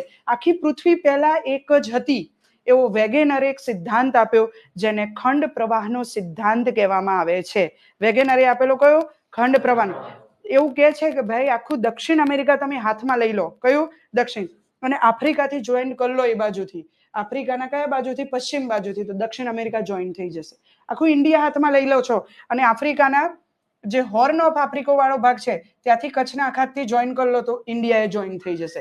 તો આખી પૃથ્વી પહેલા એક જ હતી. એ શું દર્શાવે છે? કોના સ્વરૂપે હતી? પેન્જિયાના સ્વરૂપે. હવે આટલું થયા પછી જે મેં કીધું કે વરસાદ પડ્યો. હવે જ્યાં ડિપ્રેશન, કારણ કે અંદર તો ભૂગર્ભમાં તો ખૂબ જ ગરમી હતી. ગરમીના કારણે શું થયું કે કોઈક ભાગ પૃથ્વીનો નીચે ધસી પડ્યો, કોઈક ભાગ પૃથ્વીનો ઉપર આવી ગયો. તો જે ઉપર આવી ગયો એને આપણે શું કીધું? પર્વત. જે નીચે ધસીને પાણી ભરાયું એનામાં આપણે શું કીધું? મહાસાગર. તો એ પ્રોસેસ જે થઈ ને એ બહુ સ્લો મોશનમાં થઈ છે. પરંતુ પહેલા તો શેના સ્વરૂપમાંથી? પેન્જિયા. પછી આ પેન્જિયાની ઉપર પર્વતો, મેદાનો, ઉચ્ચ પ્રદેશ, નદીઓ, પર્વતોમાંથી નદીઓ નીકળી, બરફ પીગળ્યા એમાંથી નદીઓ નીકળી. તો પછી એને કહેવાય દ્વિતીય શ્રેણીનું ભૂમિ સ્વરૂપ. કઈ શ્રેણીનું? દ્વિતીય. પ્રથમ અને દ્વિતીય આજે હું બોલી છું, તૃતીય હજુ હું બોલવાની નથી, કારણ કે આખું ચેપ્ટર જ અલગ છે, લેન્ડ ફોર્મ્સ, ભૂમિ સ્વરૂપ. અને એ બધું સમજાવતા પહેલા મારે આટલું ક્લિયર કરવું પડે. આટલે સુધી રેડી છો? પૃથ્વીનું કેન્દ્ર કેટલા કિલોમીટરે? 6,370 કિલોમીટર. 70 ના હોય તો ચલો, પૃથ્વીની સપાટીથી કેન્દ્ર દરેક જગ્યાએથી એક સરખા કિલોમીટરે હોય? કેમ ના હોય? પૃથ્વીનો આકાર. તમે એક જ લાઈનમાં કહેજો પૃથ્વીનો આકાર. હું તમને આજે પહેલા લેક્ચરથી કહું છું બોલવાનું રાખવાનું, કારણ કે આપણે ઇન્ટરવ્યુ આવે. જો તમે અહીંયા શરમાશો તો પહેલા તો આખું બોર્ડ બેઠું છે 5 જણાનું. જો તમને અહીંયા ક્લેરિટી ના હોય શબ્દોની તો એ દિવસ ક્યાંથી ક્લેરિટી આવી જવાની છે? આજ પછી તમને પૂછે કે કેમ પૃથ્વીની સપાટીથી કેન્દ્ર એક સરખા અંતરે નથી, તો તમારું એક જ લાઈનમાં વર્ડ હોવો જોઈએ પૃથ્વીનો આકાર. પૃથ્વીનો આકાર કયા શેપમાં છે? જીઓઇડ. જીઓઇડ એને આપણે કહીશું ભૂઆબ. બરાબર. હવે નારંગી, ચીકુ, પપૈયા બધું ભૂલી જવાનું, કારણ એ સ્કૂલમાં જ સારું લાગે. અહીંયા તમે શું બોલશો? તમે ભૂઆબ, જેને આપણે કહીશું જીઓઇડ. બોલો ડન. એટલે સુધી ક્લિયર બધાને? ઓકે, આગળ જઈએ. જ્યારે આપણે પૃથ્વીની વાત કરીએ છીએ, મેં તમને કીધું પૃથ્વી ગતિ કરે છે. આજે હું તમને ચેપ્ટરની પહેલી જ લાઈન પર છીએ હજુ આપણે સમજવામાં. પૃથ્વી શું કરે છે? ગતિ. હવે પૃથ્વી બે પ્રકારે ગતિ કરે. પહેલા તો મેં તમને કીધું પૃથ્વી ફરે છે. પૃથ્વી ફરે છે. કઈ દિશાથી કઈ દિશા તરફ? કઈ દિશાથી કઈ દિશા તરફ? પશ્ચિમથી પૂર્વ. પશ્ચિમથી west to east. West to પશ્ચિમથી પૂર્વની તરફ ફરે છે. આવું સર્વપ્રથમ કોણે કીધું? કોને? વેરી ગુડ, આર્યભટ્ટે. આવું સર્વપ્રથમ કોણે કીધું? ચલો ફરીથી વાત. પૃથ્વી ફરે છે કઈ દિશાથી કઈ દિશા તરફ? આવું સર્વપ્રથમ કોણે કીધું? ચલો માણસ ફરે? કેમ ના ફરે? 1 સેકન્ડ લાગે માણસને ફરતા. આમ બોલે ને આમ પૂરું. બરાબર છે. પૃથ્વી એ ફરે અને માણસે. જ્યોગ્રાફીમાં ઘણું બધું શીખવા મળશે, વ્યવસ્થિત ધ્યાનથી રાખજો. પૃથ્વી પણ ફરે અને માણસ પણ. પૃથ્વી કઈ દિશામાંથી કઈ દિશા એ આપણને ખબર છે, પણ માણસ કઈ દિશામાં ફરશે એ આપણને ખબર નથી. Very good. હવે પૃથ્વીની વાત કરીએ છીએ તો બે પ્રકારે ગતિ કરે, જે એક કહેવાય રોટેશન અને બીજું કહેવાય રિવોલ્યુશન. રોટેશન અને રિવોલ્યુશન. પૃથ્વી પોતાની ધરી પર ફરે એને પરિભ્રમણ કહેવાય. શું કહેવાય? પરિભ્રમણ. અને જે સૂર્યની આજુબાજુ ફરે એને પરિક્રમણ કહેવાય. શું કહેવાય છે? પરિક્રમણ. તો અહીંયા જુઓ, આને આપણે પેનને આજે પૃથ્વી ચલાવી લઈએ. આ પૃથ્વી નમેલી છે. કેટલા ડિગ્રી? 23.5. નમી નામ પોતાની ધરી પર, પોતાની જગ્યા પર જ ફરવું. પોતાની જગ્યા પર એને કહેવાય પરિભ્રમણ. પોતાની જગ્યા પર વેસ્ટ ટુ ઈસ્ટ ફરે છે. કઈ દિશાથી કઈ દિશા તરફ? પશ્ચિમ તરફ. કોની સામે ફરે? જુઓ સૂર્યની. પહેલા એક કન્ડિશન જોઈએ. કોની સામે? હવે માની લો મેં આમ પૃથ્વીની વચ્ચેથી પકડી છે. પૃથ્વીનો જે ભાગ સૂર્યની સામે હોય ત્યાં દિવસ હોય અને ઓપોઝિટ ભાગમાં શું હોય? રાત. જેમ કે આજે તારીખ છે 14 ફેબ્રુઆરી. 14 ફેબ્રુઆરીને વાગ્યા છે 9:11 થયા છે. બરાબર. તો આપણા ત્યાં 14 ફેબ્રુઆરી સ્ટાર્ટ થઈ ગઈ. 2 કલાક 3 કલાક પર તો બપોર થશે. અમેરિકાની અંદર હજુ તો 14 ફેબ્રુઆરી સ્ટાર્ટ થશે. રાત હશે એમને, તો અત્યારે ઊંઘતા હશે એ લોકો. જાપાનની અંદર 14 ફેબ્રુઆરીની બપોર થઈ ગઈ છે. તો પૃથ્વીના કોઈ પણ ભાગમાં એક સરખો સમય, એક સરખો સૂર્યોદય જોવા મળશે. કારણ પૃથ્વી પોતાની ધરી પર નમી, પોતાની ધરી પર ફરે છે. એક સરખી પૃથ્વી નથી. પૃથ્વીનો જે ભાગ સૂર્યની સામે હોય ત્યાં દિવસ હોય અને ઓપોઝિટ ભાગમાં શું હોય? રાત. ઓલા મગજમાં સિમ્પ્લિસિટીથી આટલું ક્લેરિટી આવી ગઈ. તો પછી પૃથ્વી પોતાની ધરી પર ફરે એને પોતાની ધરી પર ફરતા કેટલો સમય લાગે બેન? 24 કલાક. આમ એક્ઝેક્ટલી જોઈએ તો 23 કલાક 56 મિનિટ 4. પરંતુ એને એક ચક્કર પોતાની જગ્યા પર જ એક ચક્કર મારતા એને આપણે લમસમ લઈ લઈએ 24 કલાક લાગે. આ 24 કલાકમાં શું થાય? રાત અને દિવસ. રાત અને પરંતુ આપણે 24 કલાકમાં ઘણું બધું થાય જીવનમાં તો, પરંતુ આપણે જ્યોગ્રાફીના સંદર્ભે જોઈએ તો દિવસ અને રાત. શું થાય છે? દિવસ અને રાત. બોલો રેડી? એટલે સુધી ધ્યાન રાખજો. થોડી વારમાં અહીંથી જ પ્રશ્ન કાઢવાની છે. સમજાયું ને? ઓકે. આ શું છે? હવે જુઓ, પૃથ્વી પોતાની ધરી પર ફરતા ફરતા સૂર્યની આજુબાજુ ફરે. કોની આજુબાજુ? તો જે પૃથ્વી સૂર્યની આજુબાજુ ફરે છે, સૂર્યની આજુબાજુ ફરે એને કહેવાય પરિક્રમા. એને શું કહેવાય છે? પરિક્રમા. હવે પૃથ્વીને સૂર્યની આજુબાજુ એક જ આંટો પૂરો કરતા, એક જ ચક્કર પૂરું કરતા એને લાગે 365 દિવસ અને 6 કલાક. આપણે કે 1 વર્ષ. આપણે શું કહીએ 1 વર્ષ. આમ તો 365 દિવસ 5 કલાક 56 મિનિટ 46 સેકન્ડ, પણ એવડું નથી યાદ રાખવાનું. 365 દિવસ અને કેટલા કલાક? 6 કલાક જેટલો સમય લાગે. શું પૂરું કરતા? એક ચક્કર પૂરું કરતા. કોની આજુબાજુ? બોલો આટલે સુધી ક્લિયર? ઓકે. બધા કહે કે પછી સૂર્યની આજુબાજુ જ કેમ ફરે છે, બીજાની આજુબાજુ? કારણ સૂર્યએ પોતાના ગુરુત્વાકર્ષણ બળથી દરેક ગ્રહને પોતાના એક નિશ્ચિત પથમાં બાંધી રાખ્યા છે. તો કોના કારણે પૃથ્વીથી લઈને દરેક ગ્રહ એક નિશ્ચિત પથમાં ફરે છે? તો સૂર્યના ગુરુત્વાકર્ષણ બળના કારણે. બોલો મગજમાં આટલો કન્સેપ્ટ ક્લિયર? હવે આનાથી એક બીજો પ્રશ્ન ઉઠે કે જો સૂર્યના ગુરુત્વાકર્ષણ બળના કારણે એક નિશ્ચિત પથમાં ફરે છે, તો સૂર્યનું ગુરુત્વાકર્ષણ બળ પૃથ્વી કરતા કેટલું ગણું વધારે છે? છઠ્ઠું ધોરણ, આપણી આસપાસ પૃથ્વી, એમાંથી લીધેલી લાઈન. તો સૂર્યનું ગુરુત્વાકર્ષણ બળ પૃથ્વી કરતા 28 ગણું વધારે છે. કેટલા ગણું વધારે છે? એટલે અહીંયાથી મને બધા બીજો પ્રશ્ન પૂછે કે મેડમ 28 ગણું વધારે હોય તો પછી પૃથ્વી તો ચંદ્ર સાથે ખેંચાય, આપણે બધા અંદર જતા રહેવા જોઈએ. કારણ કેટલા ગણું વધારે છે? 28. તો ખેંચાતી કેમ નથી? પુલ કેમ એમ નથી થતી પૃથ્વી? યસ. દેખો હું તમને આ ક્લાસમાંથી બેન આમ હાથ પકડીને બહાર ખેંચવા લઉં, ચલો બેન બહાર જ કાઢવા જ મારે. તમે કહે મેડમ હું નથી જવાની, મારે લેક્ચર ભરવાનું જ તમારું. તમે તમારું એ બળ લગાવશો ને સામે, તો સૂર્યના બળની સામે, ગુરુત્વાકર્ષણ બળની સામે પૃથ્વીનું પોતાનું ગુરુત્વાકર્ષણ બળ હોય છે, જેના કારણે પૃથ્વી અથવા એના જેવા અન્ય ગ્રહો સૂર્યમાંથી ખેંચાઈ જતા નથી. બોલો સમજાઈ ગયું એટલે સુધી? Yes or no? ઓકે. હવે પૃથ્વી કોની આજુબાજુ ફરે? શું કહેવાય? એક આટો પૂરો કરતા 60 દિવસ અને 6 કલાક. હવે અહીંયા સ્થિતિ જોજો, આ રીતે નમેલી છે ને, કેટલા ડિગ્રી નમેલી? કોની આજુબાજુ? ઓકે. આ રીતે મેં પૃથ્વીની વચ્ચેથી પકડી છે. પૃથ્વીનો કયો ભાગ સૂર્યની નજીક? ઉત્તર ને. અને કયો ભાગ દૂર? જો ઉત્તર ગોળા પૃથ્વીનો સૂર્યની નજીક હોય તો ઉત્તરમાં ગરમી લાગવી જોઈએ, ઠંડી? તો દક્ષિણમાં? ચલો, તો ઉત્તરમાં ગરમી હોય તો દક્ષિણમાં ઠંડી હોય. બોલો હા યા ના? ચલો પૃથ્વી ફરતી ફરતી હવે આમ આવી. હવે કયો ભાગ નજીક? દક્ષિણમાં. તો ઉત્તરમાં? ચલો બોલો હવે. અને દક્ષિણમાં? તો આનાથી શું થયું તમારે? ગરમી ઠંડી, ગરમી ઠંડી, ઋતુ પરિવર્તન. શું કહેવાય છે? ઋતુ પરિવર્તન. તો સૂર્યની આજુબાજુ ફરવાથી શું થાય? તો ઋતુ પરિવર્તન અનુભવાય. શું થાય છે? ઋતુ પરિવર્તન અનુભવાય. બોલો આટલે સુધી ક્લિયર? હવે એક પ્રશ્ન પૂછું છું. પૃથ્વી પોતાની ધરી પર પરિક્રમણ પોતાની ધરી પર ફરતી બંધ થઈ જાય. ચલો પહેલા આ જોઈએ. પોતાની ધરી પર ફરતી બંધ થઈ જાય તો શું થાય? તમે બોલો. દિવસ રાત ના થાય. એગ્રી કરો છો ભાઈ જોડે? એ કહે છે પૃથ્વી પોતાની ધરી પર ફરતી બંધ થઈ જાય તો દિવસ રાત નહીં થાય. જો ખાલી આ રીતે આમ તો ફરે છે, ખાલી પોતાની ધરી પર નથી ફરતી. ડ્યુરેશન વધી જાય. શેનું?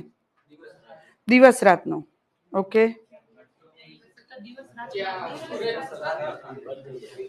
એ તો ચલો જેટલા લોકો લાઈવ છે જવાબ આપો ફટાફટ. વૈભવી. રાત હોય ત્યાં રાત હોય, દિવસ હોય ત્યાં દિવસ હોય. ચલો ઠીક છે.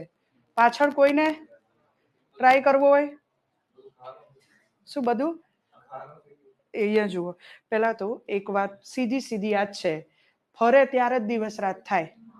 ફરતી બંધ જ થઈ ગઈ તો જ્યાં દિવસ હશે ત્યાં દિવસ, અને જ્યાં રાત હશે ત્યાં, એનો મતલબ દિવસ રાતની જે ચક્ર હતું એ બંધ થઈ જશે. રેડી? હવે ચલો, પોતાની ધરી પર ફરતી બંધ ને પછી સીધી થઈ ગઈ. હવે વિચાર, જો પોતાની ધરી પર ફરતી બંધ તો થઈ હતી, પરંતુ કેવી થઈ ગઈ? તો હવે શું થાય? બધી જગ્યાએ ઠંડી. પાપ લાગવાનું. ગપ્પા ચાલુ કર્યા.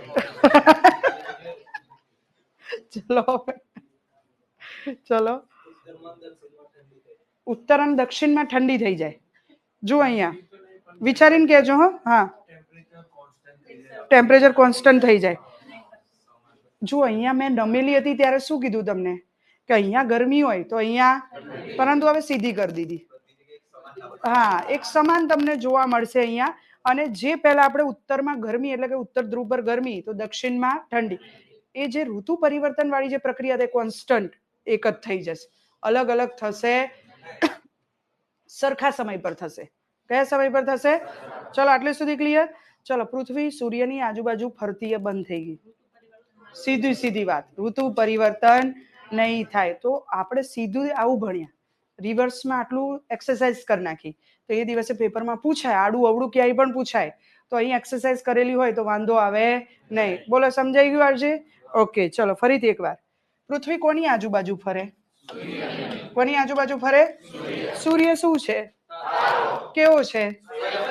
પૃથ્વી કેવી છે? પરપ્રકાશિત. કેવી છે? સૂર્યની આજુબાજુ આ રીતે પૃથ્વી ફરે છે, બરાબર. એ જે પથ છે એને દીર્ઘ વૃત્તાકાર પથ કહેવાય. કયો પથ કહેવાય? દીર્ઘ વૃત્તાકાર પથ. કયો પથ કહેવાય? એને પરવલયાકાર પથે કહેવાય. યસ, પૃથ્વી સૂર્યની આજુબાજુ પરવલયાકાર પથમાં ફરે છે. વિધાન સાચું. જેના કારણે પૃથ્વી ઘણી વખતે ફરતી ફરતી સૂર્યની નજીક આવી જાય અને ઘણી વખતે પૃથ્વી ફરતા ફરતા સૂર્યથી દૂર થઈ જાય. હવે પૃથ્વી અને સૂર્ય એકબીજાની નજીક આવી જાય છે, આ ઘટનાને આપણે ઉપસૌરની ઘટના કહીએ છીએ. કઈ ઘટના કહીએ છીએ? અને પૃથ્વી અને સૂર્ય એકબીજાથી દૂર થઈ જાય તો આ ઘટનાને અપસૌર કહેવામાં આવે. કઈ ઘટના કહેવામાં આવે? ઉપસૌર. અને અપસૌર ઘણી વખતે પેપરની અંદર આવે છે, તો ધ્યાન રાખવાનું છે. હવે તમને પૂછે કે ભાઈ ઉપસૌર ક્યારે થાય? પૃથ્વી ઉપસૌર ક્યારે થાય? હા હા, બરાબર છે. તારીખ 3 થી 5 જાન્યુઆરી. કઈ જાન્યુઆરી? 3 થી 5 જાન્યુઆરી. અને દૂર ક્યારે જાય? તો 4 થી 6 જુલાઈ. કઈ જુલાઈએ? 4 થી 6 જુલાઈ. બોલો, આટલે સુધી ક્લિયર? તો વર્ષમાં એકવાર પૃથ્વી નજીક આવી જાય સૂર્યમાં અને વર્ષમાં એકવાર દૂર થઈ જાય. હવે જ્યારે ઉપસૌર હોય, ઉપનો સંસ્કૃતમાં અર્થ થાય છે બેન નજીક. શું થાય છે? તો પૃથ્વી નજીક થઈ. કોના નજીક થઈ? સૌર એટલે કે સૂર્ય. આપણે ઘણી વખતે ઉપવાસ રાખીએ. દરેક ધર્મની અંદર એક ફાસ્ટ રાખવાનો, ઉપવાસ રાખવાનો એક કન્સેપ્ટ છે. અને ઉપવાસમાં શું કરીએ? ભાઈ આપણે ભૂખ્યા રહીએ છીએ એ દિવસે, અને ભૂખ્યા રહીને 6 કિલો ફરાળી ખાઈ જઈએ અને બસ શું કહીએ? ભાઈ ઉપવાસ રાખ્યો. એને ઉપવાસ કહેવાય નહીં. જુઓ, ઉપવાસ એટલે શું? ઉપ એટલે નજીક. નજીક વાસ કરવો. કોના નજીક વાસ કરવો? ઈશ્વરના. સૂર્યના ક્યાં આપણે નજીક વાસ કરશું? પાપ લાગવાનું છે અહીંયા. હું એ ગભરાઈ ગઈ. ચલો ઠીક છે, બરાબર. કઈ વાંધો નહીં, આમ કરતા કરતા એક દિવસ આવડી જ જવાનું છે. એ ઉપસર સમજ્યા હતા, હું ઉપવાસ સમજાવતી હતી. પણ જો આપણે બધા સૂર્ય નજીક જઈશું, ટિકિટ કપાઈને સીધા ઉપર, બરાબર છે. તો ઉપવાસની અંદર આપણે શું કરવાનું હોય? એ દિવસ નજીક વાસ કરવાનો. કોના? ઈશ્વરના. એની જગ્યાએ આપણે ઈશ્વરને જ છેતરવાનું ચાલુ કરીએ છીએ. જો ભગવાન, અમે ભૂખ્યા રહ્યા અને 6 કિલો ફરાળી ખાઈને જે તમારી માળા કરીએ છીએ, બરાબર છે. તો આનાથી મારે તમને એક કન્સેપ્ટ ક્લિયર કરવા દો કે ઉપવાસ આવે એટલે ઉપસૌર યાદ આવી જવાનું. નહીં તો 4 મહિના પછી આ બે મિક્સ થઈ જશે, ઉપસૌર અને અપસૌર. ઉપ શબ્દને પકડી રાખવાનો. ઉપ એટલે નજીક અને અપ એટલે દૂર. તો અપસૌર એટલે પૃથ્વી સૂર્યની દૂર થાય છે અને ઉપસૌર એટલે પૃથ્વી સૂર્યની નજીક. હવે અહીંયા એનાથી હું બીજા બે કન્સેપ્ટ લઉં છું. સૂર્યઘાત. કઈ ઘાત? સૂર્યઘાત. અને બીજી છે અલ્બેડો. સૂર્યઘાત અને કોઈના શબ્દ દેખો, આજે આપણે ટર્મ્સ ક્લેરિટી પર જ ભાર આપ્યો છે કે શબ્દોની ક્લેરિટી આવે. તો સૂર્યઘાત અને અલ્બેડો વચ્ચેનો તફાવત શું? ચલો ટ્રાય કરો. આપણે મારા ક્લાસમાં ચિંતા કર્યા વગર ગપ્પા મારો. ઓકે, હા, યસ. જુઓ, સૂર્યમાંથી જે સૌર વિકિરણો આવે છે, આપણે પહેલી લાઈનમાં ભણ્યા કે સૂર્યનું એક કિરણ પૃથ્વી પર પહોંચતા કેટલી મિનિટ લાગે? 8:30 થી 8:30. તો incoming solar radiation, incoming solar radiation, એને ઇન્સોલેશન એ કહીએ છીએ આપણે. એને કહેશું સૂર્યઘાત. આજે ભારે શબ્દ છોડો, એને કહેશું સૂર્ય. અને દેખો, પૃથ્વીનો એક નિયમ છે. પૃથ્વી મૃત્યુલોક કહેવાય છે. શું કહેવાય છે? મૃત્યુલોક. પૃથ્વી પર જે આવશે એને પાછું જવું જ પડશે. પછી સૌર વિકિરણો એક આપણે હોઈએ. સમજાઈ ગયું? તો જે આવતા સૌર વિકિરણો છે એને સૂર્યઘાત કહેવાય. આપણે સવારે વિટામિન ડી લેવા સૂર્યમાં ઊભા રહીએ, પણ સવારે જ ઊભા રહીએ. બપોરે કીધું વિટામિન ડી લેવું છે એટલે ઊભા રહે છે. બપોરે શું થાય? સ્કિન ટેન થઈ જાય. હા, તો કયા કિરણોથી આપણે વધારે ગરમી લાગે પાછા ફરતા? ધ્યાન રાખજો, આવતા સૌર વિકિરણોથી ગરમી જ નથી લાગતી. આપણે ઉપરથી વિટામિન ડી લેવા ઊભા રહીએ છીએ તો સૂર્યઘાતથી ગરમી નથી લાગતી. પણ જે પૃથ્વીથી ટકરાઈને પાછા ફરે છે એને અલ્બેડો કહેવાય. શું કહેવાય? પૂછાયું હોય અલ્બેડો. અને ફિલિંગ લાઈક કલ્ચર, અલ્બેડો છે કોઈ જગ્યાનું હશે નૃત્ય, પરંતુ છે ભૂગોળ. બરાબર, કે પૃથ્વીથી ટકરાઈને પાછા ફરતા સૌર વિકિરણો છે એને શું કહેવાય? અલ્બેડો. હવે જે બેન આવે ને એ સૌર વિકિરણો શોર્ટ વેવમાં હોય, ટૂંકી તરંગ લંબાઈ વાળા હોય, એટલે તેનાથી ગરમી લાગતી નથી. તમે જોજો બપોરે 12 વાગ્યા પછી જ આપણને ગરમી લાગવાની શરૂઆત, અને ઉનાળામાં તો એ તો 9 વાગ્યાથી ચાલુ થઈ જાય. બરાબર છે ને, એ અલગ વસ્તુ છે, કારણ કે હીટ વેવની ઘટનાઓ બની રહી છે અત્યારે. પાછા ફરે ને એ વિકિરણો દીર્ઘ તરંગ લંબાઈ વાળા હોય, લોંગ વેવ હોય.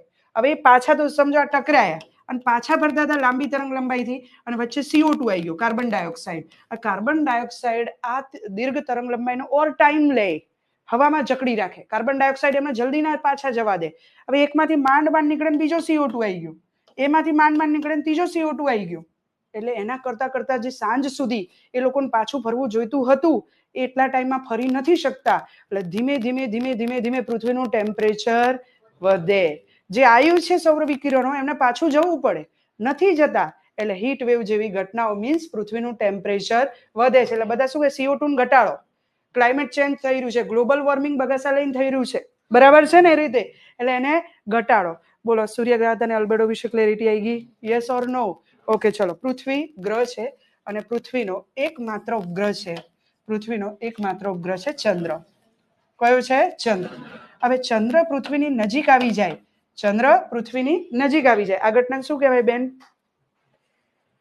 હાલમાં આપણે ભણ્યા કે નહીં? સૂર્ય પૃથ્વી નજીક આવી જાય તો, ચંદ્ર પૃથ્વી નજીક આવી જાય તો ઉપનો અપ કર નાખશો, આજ કો તૂફાની કરેંગે એવું. તો ચંદ્ર ને પૃથ્વી નજીક આવી જાય. ઉપ શબ્દ તો નજીક માટે ઉપ તો યાદ રાખો. અને આ પૃથ્વી છે કે નહીં, તો ઉપભૂ. શું યાદ રાખશો? મેં તમને ભૂગોળ શબ્દ અહીંથી તો ભણાવ્યું. ભૂ એટલે પૃથ્વી, જે કેવી છે? ગોળ. તો ચંદ્ર અને પૃથ્વી નજીક આવી જાય, ઉપભૂ. ચંદ્ર અને પૃથ્વી દૂર થઈ જાય, અપભૂ. કઈ ઘટના કહેવાય? ચલો, હવે ઉપભૂની તારીખ કઈ? ઉપભૂની તારીખ કઈ? ચલો આ બાજુ. ઉપસોની તારીખ કઈ હતી? ઉપભૂ અપભૂની તારીખ કઈ? ઉપભૂ અને અપભૂની તારીખ કઈ? યસ. જુઓ અહીંયા આપણે જુઓ, ચિંતા ના કરો, આવા જ જુઓ. ઉપભૂ અને અપભૂની તારીખ ના હોય. કેમ ના હોય? પહેલો પ્રશ્ન, કેમ ના હોય?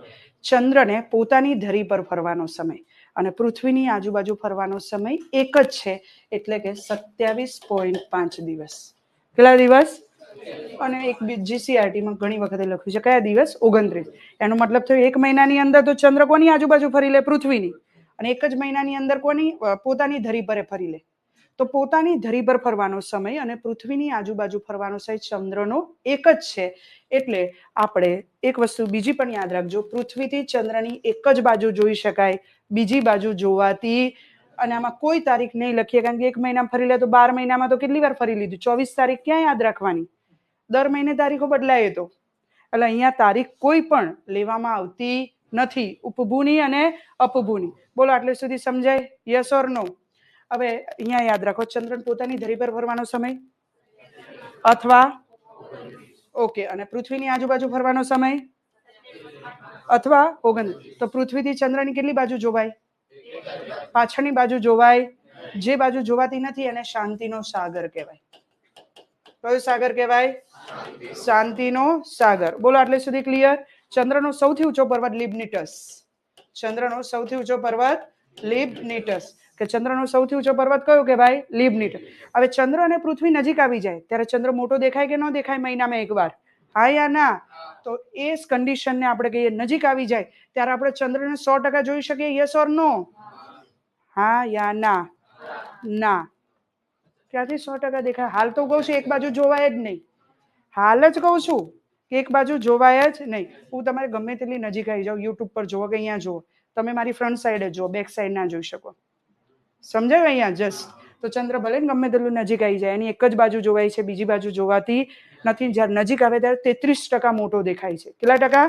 33. એ કન્ડિશનને આપણે સુપર મૂન કહીએ છીએ. કયું મૂન કહીએ છીએ? બોલો, રેડી? હવે 2 થી 2.5 વર્ષે એક ઘટના થાય અને બ્લુ મૂન દેખાય. ચંદ્ર કેવો દેખાય?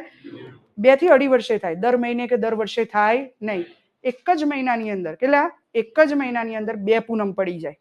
કેટલી પૂનમ પડે? 2. તો પ્રથમ પૂનમને સુપરમૂન, પ્રથમ પૂનમને સુપરમૂન અને બીજી પૂનમને બ્લુ મૂન કહેવાય. બીજી પૂનમને બ્લુ મૂન. સુપરમૂનમાં ચંદ્ર કેવો દેખાય?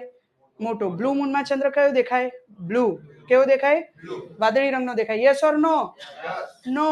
ગપ્પા ચાલુ, મેચિંગ મેચિંગ કર્યું. બ્લુ મૂન, જય માતાજી બ્લુ. देखो कपड़ा मैचिंग થાય, દલડા થાય, મનડા થાય, એમસીક્યુ મેચિંગ ના થાય. એટલે એવું કરવું નહીં. કન્સેપ્ટ જ છે ખાલી બ્લુ મૂન. કલર બ્લુ દેખાતો નથી. તમને કહું ભારતે ચંદ્રયાન 3 લોન્ચ કર્યું. યસ ઓર નો?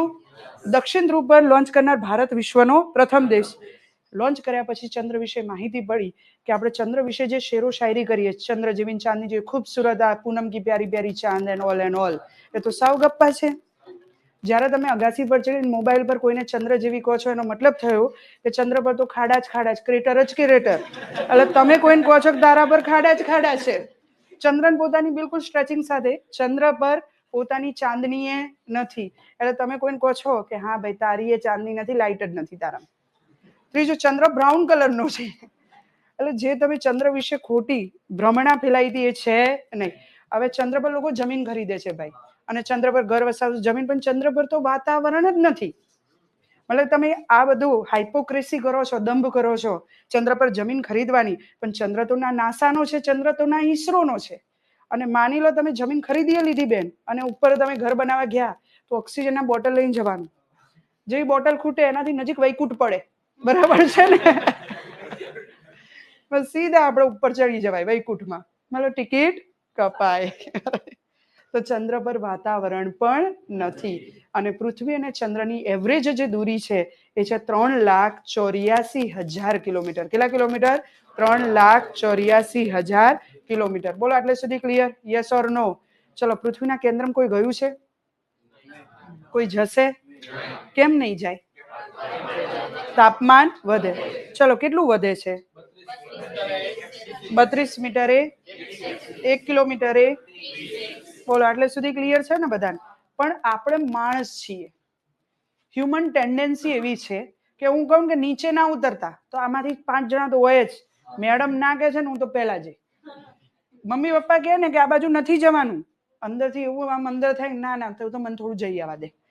બરાબર? હ્યુમન ટેન્ડન્સી છે આપણી. તો સેમ વસ્તુ જ્યારે પૃથ્વીની વાત કરીએ છીએ, ભાઈ અહીંયા કીધું કે ભાઈ કેન્દ્રમાં નહીં જવાય કારણ કે તાપમાન વધે છે, તેમ છતાં પહેલા વૈજ્ઞાનિકોએ ટ્રાય કર્યું અને અહીંયા પૃથ્વી પર કાણું પાડવાની શરૂ કર્યું રશિયાના આર્કટિક ક્ષેત્રમાં.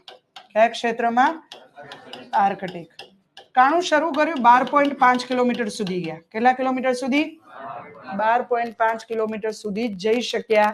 એ માણસ ડાયરેક્ટ ના જવાય, ડ્રિલિંગ મશીનોથી. બરાબર છે? ડ્રિલિંગ મશીનો દ્વારા કોઈ ડાયરેક્ટ નથી જવાયું. તો એક હ્યુમન મેડ એટલે કે માનવ નિર્મિત એક કાણું પાડ્યું પૃથ્વી પર 12.5 કિલોમીટર સુધી જાણવા માટે કે ભાઈ અંદર શું છે. એ ક્ષેત્રનું નામ છે આજે કોલા ક્ષેત્ર. કયું ક્ષેત્ર છે? તો પછી કૃત્રિમ રીતે નિર્મિત પૃથ્વીની આંતરિક સંરચના જાણવા માટે ઊંડું જે કાણું પાડ્યું છે, હ્યુમન મેડ આપણે કહીએ છીએ, એનું નામ શું છે? કોલા ક્ષેત્ર. કઈ જગ્યા આવે? કઈ જગ્યા? રશિયા. બોલો ક્લિયર? પેસિફિક મહાસાગર વિશ્વનો સૌથી મોટો મહાસાગર. એની અંદર કુદરતી રીતે બનેલી મરિયાના ટ્રેન્ચ છે. કઈ ટ્રેન્ચ છે? મરિયાના. 10.5 કિલોમીટર ઊંડી છે, જેનું બીજું નામ છે ચેલેન્જર ડીપ. બીજું નામ શું છે? Challenger deep. આ કુદરતી રીતે બનેલું છે. પણ કેટલા કિલોમીટરની ઊંડાઈ સુધી માહિતી આપણે? 10.5. આ કેટલા કિલોમીટર સુધી આપી? અને આફ્રિકામાં સોનાની ખાણો છે. આફ્રિકામાં કઈ ખાણો? અને એ છે રોબિન્સન ખાણ. કઈ ખાણ છે? જે 3 થી 4 કિલોમીટરની ઊંડાઈ સુધી આપણે જોવા મળે. તો પછી માનવ દ્વારા પ્રયત્ન કરવામાં આવ્યો તો અંદર જવા માટે? હા, કોલા ક્ષેત્ર એનું પરિણામ છે. કયું ક્ષેત્ર? કોલા. વિશ્વના સૌથી ઊંડા ક્ષેત્રો 3 જ લેવાના તમારે: કોલા, મરિયાના અને રોબિન્સનની ખાણ. કઈ ખાણ છે? પરંતુ આપણે કેન્દ્ર સુધી જઈ શકીએ. તાપમાન વધે છે. 1 કિલોમીટરે 30 ડિગ્રી અને 32 મીટરે 1 ડિગ્રી. બોલો આટલે સુધી ક્લિયર? હવે આખું જેટલું ભણાયું એવું રિવાઇઝ તમારા જોડે કરાવડાવીશ. રેડી? ઓકે? ચલો આપણું પહેલું જ ચેપ્ટર છે સામાન્ય સમજ છે કોની? એકલા પૂછું બધા જોડે જવાબ આપશો? વાહ, સબકા સાથ વેરી ગુડ, બરાબર છે. ચલો આજે પહેલું લેક્ચર છે એટલે ઠીક છે, આવતા લેક્ચર થી એકલા. અત્યારે આજે આમ એટલે જોડે, બરાબર છે. કોના વિશે માહિતી લઈએ છીએ આપણે? પૃથ્વી વિશે. કોના વિશે? કયું ભૂગોળ કહેવાય? સિલેબસ યાદ રાખવાનું. કયું ભૂગોળ? સામાન્ય ભૂગોળની પહેલી લાઈન સૂર્યમંડળના ભાગરૂપ પૃથ્વી. આજ પછી તમને કોઈ ભૂગોળનો સિલેબસ બોલો તો પહેલી તો આવડે ને, તો આમ થોડી ઇમ્પ્રેશન સારી પડે તમારી. સૂર્યમંડળના ભાગ. યસ. સૂર્ય શું છે? તારો છે. સૂર્ય શું છે? તારા કેવા હોય? ગ્રહો કેવા હોય? પૃથ્વીનો એકમાત્ર ઉપગ્રહ. ચંદ્ર પર વાતાવરણ. હું અડધું જ બોલીશ, અડધી લાઈન તમારે પૂરી કરવાની. ચંદ્ર પર વાતાવરણ. ચલો, ચંદ્ર અને પૃથ્વી વચ્ચે એવરેજ દૂરી 3,84,000 કિલોમીટર. બરાબર? 3,84,000 કિલોમીટર. ચલો, ચંદ્ર અને પૃથ્વી નજીક હોય શું કહેવાય? દૂર હોય ઉપભુની તારીખ. ઓકે, ચલો. ચંદ્રની બંને બાજુ પૃથ્વીથી જોઈ વેરી ગુડ ના શકાય. કેમ? તમારે આવું બોલવાનું છે. યસ.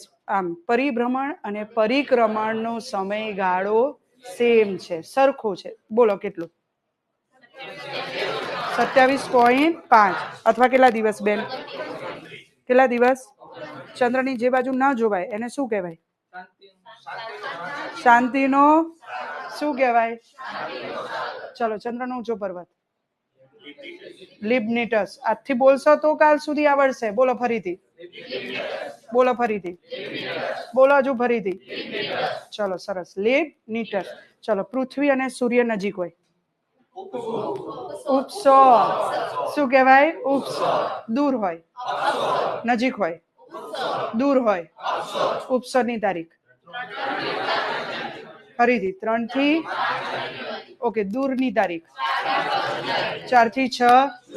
તો ઉપસરમાં સૂર્યઘાત ઓછો. વિધાન ઉપસરમાં સૂર્યઘાત ઓછો. વિધાન વધુ આવવો જોઈએ, કારણ કે નજીક છે ને, તો વધુ. ઓછો હોય નહીં. ચલો, સૂર્યઘાત એટલે હા, બધા એક્શન ચાલુ કરી આમ આવે.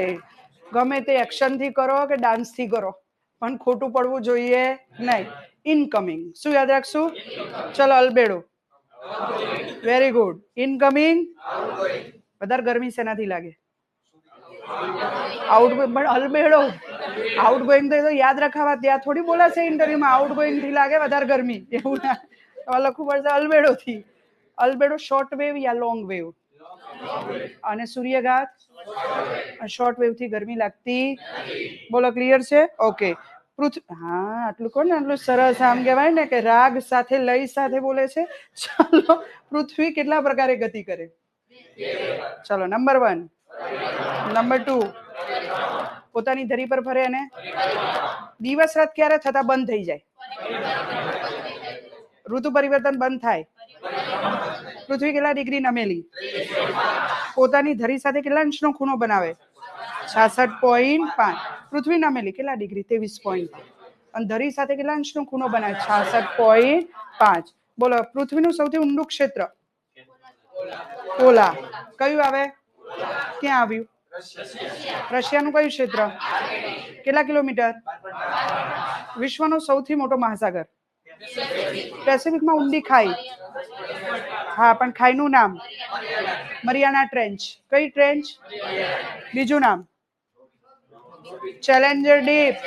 પાપ લાગવા પાછળ તો મોય મોય ચાલે છે અહીંયા. Challenger deep. કઈ આવે? Challenger deep. અને ત્રીજી સોનાની ખાણ કયા આફ્રિકામાં? આફ્રિકા તો ખરું, પણ કયું આફ્રિકા? દક્ષિણ. કયું આફ્રિકા? ચલો, પૃથ્વીનો આકાર? ભૂઆબનો અર્થ? આ તો સામાન્યથી કહેવાય. તમારે કહેવાનું ઉત્તર દક્ષિણે ચપટી અને વચ્ચેથી ફૂલેલી પહોળી, એને આપણે શું કહીએ છીએ? ભૂઆબાકાર. ચલો, ફરીથી એકવાર. પૃથ્વીનો આકાર ક્યાંથી છૂટી પડી? શરૂઆતમાં પૃથ્વી કેવી હતી? Very good. અઘન ગોળ. એક્ઝેક્ટલી ફોલો કરો છો. પણ તમે વિચારો આ રીતે કરશો બધું આવડશે. અને એક વિષયથી ના થાય, દરેક વિષયમાં એ રીતે ધ્યાન આપો.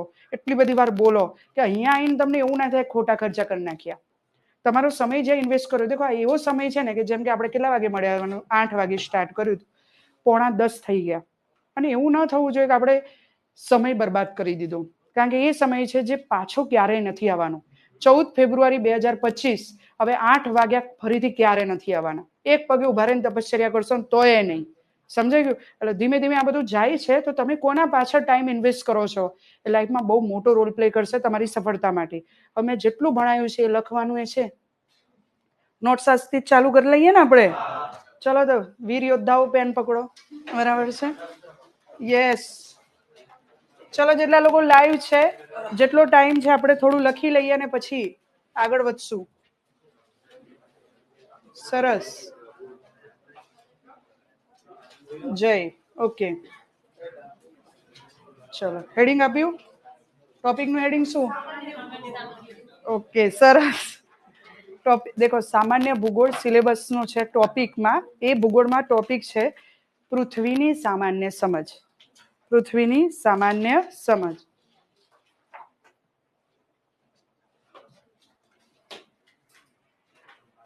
શું પેન? ઓકે, પૃથ્વીની સામાન્ય સમજ. હેડિંગ આપ્યું. પહેલી લાઈન અત્યારે પોઈન્ટ વાઇઝ લખતા જજો, બરાબર? પહેલી લાઈન,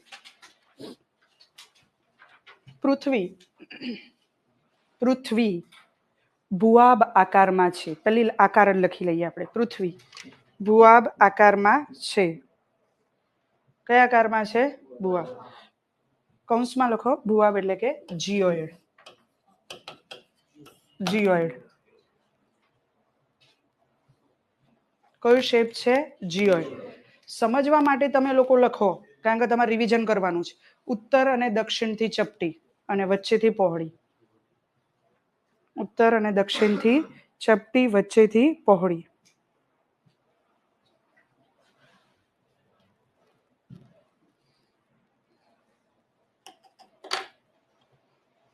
નેક્સ્ટ લખો, દરેક ગ્રહો ની ઉત્પત્તિ, દરેક ગ્રહોની ઉત્પત્તિ સૂર્યમાંથી થઈ છે.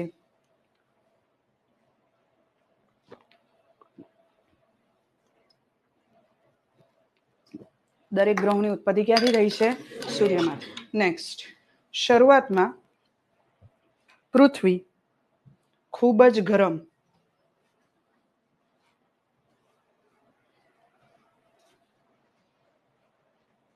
શરૂઆતમાં પૃથ્વી કેવી હતી? ખૂબ જ ગરમ. લખો, સમયાંતરે પૃથ્વી ઠંડી પડી અને તેનો બાહ્ય ભાગ, જે આઉટર સાઈડ એની હતી, બાહ્ય ભાગ હતો, એ ઘન સ્વરૂપમાં ફેરવાયો. કયો? સોલિડ ફોર્મમાં આવ્યો. બાહ્ય ભાગ ઘન સ્વરૂપમાં આવ્યો, જેને પેન્જિયા કહેવામાં આવ્યો. જેને પેન્જિયા કહેવામાં આવ્યો.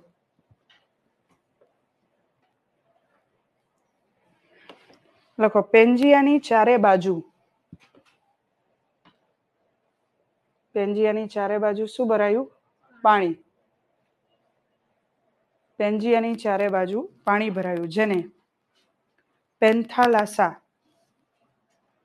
કહેવામાં આવ્યું.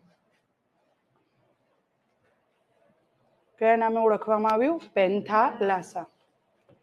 નેક્સ્ટ લખો,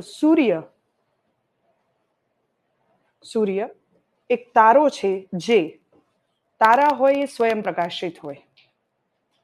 સૂર્ય એક તારો છે અને જે તારા હોય એ સ્વયં પ્રકાશિત હોય.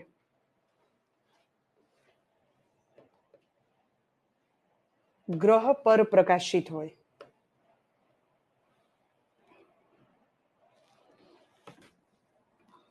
ગ્રહ પર પ્રકાશિત હોય. નેક્સ્ટ લખો, તારાની ઉત્પત્તિ નેબ્યુલા. નેબ્યુલા મતલબ આપણે ગુજરાતીમાં લખો નિહારિકા. નેબ્યુલા એટલે નિહારિકા માંથી થઈ છે.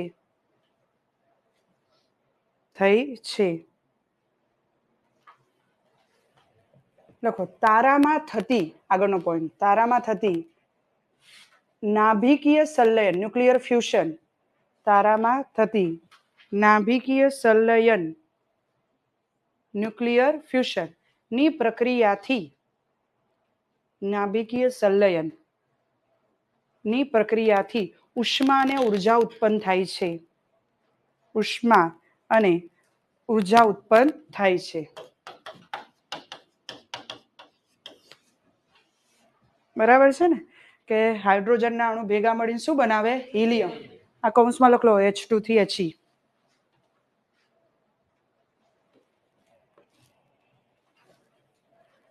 લખો આગળનો પોઈન્ટ, લખો તાપમાનના આધારે, ટેમ્પરેચરના આધારે, બરાબર, તાપમાનના આધારે તારા અલગ અલગ કલરમાં જોવા મળે. ટેમ્પરેચરના આધારે તારાના કલર બદલાય એમ.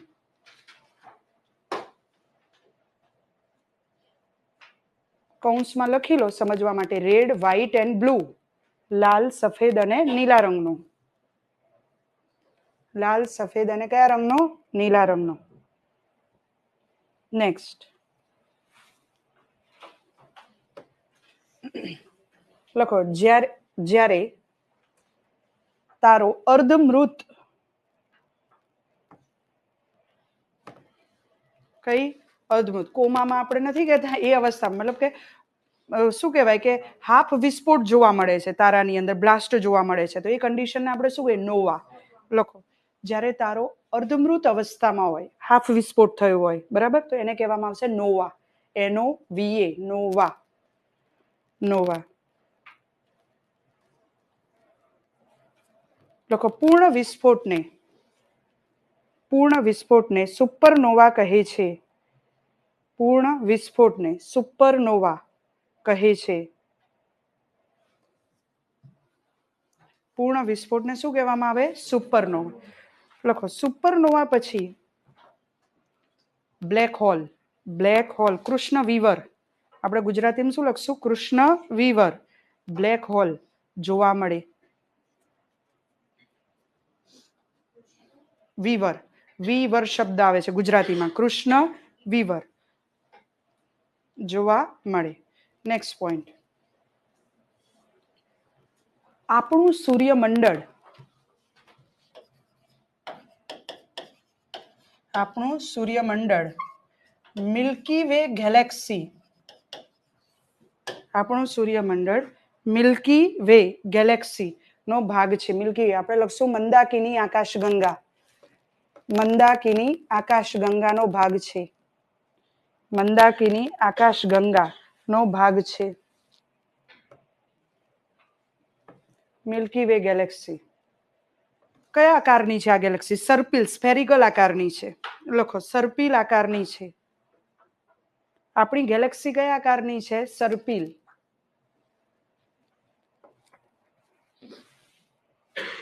હવે ઘણી બધી ગેલેક્સીઓ ભેગી મળીને બ્રહ્માંડનું નિર્માણ થાય છે. સમજાઈ ગયું? લખો લાખો આકાશગંગા ગેલેક્સી, બરાબર, લાખો આકાશગંગા ભેગી મળીને બ્રહ્માંડનું નિર્માણ કરે છે. લાખો આકાશગંગા ભેગી મળીને બ્રહ્માંડનું નિર્માણ કરે છે.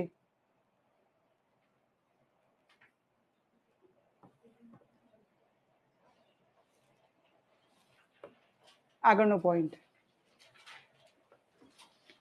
સૂર્યનું ગુરુત્વાકર્ષણ બળ, ગ્રેવિટેશનલ ફોર્સ સૂર્યની કેટલી છે પૃથ્વી કરતા? બોલો તો કેટલી છે? હા 20. લખો સૂર્યનું ગુરુત્વાકર્ષણ બળ પૃથ્વી કરતા 28 ગણું વધારે છે. 28 ગણું વધારે છે.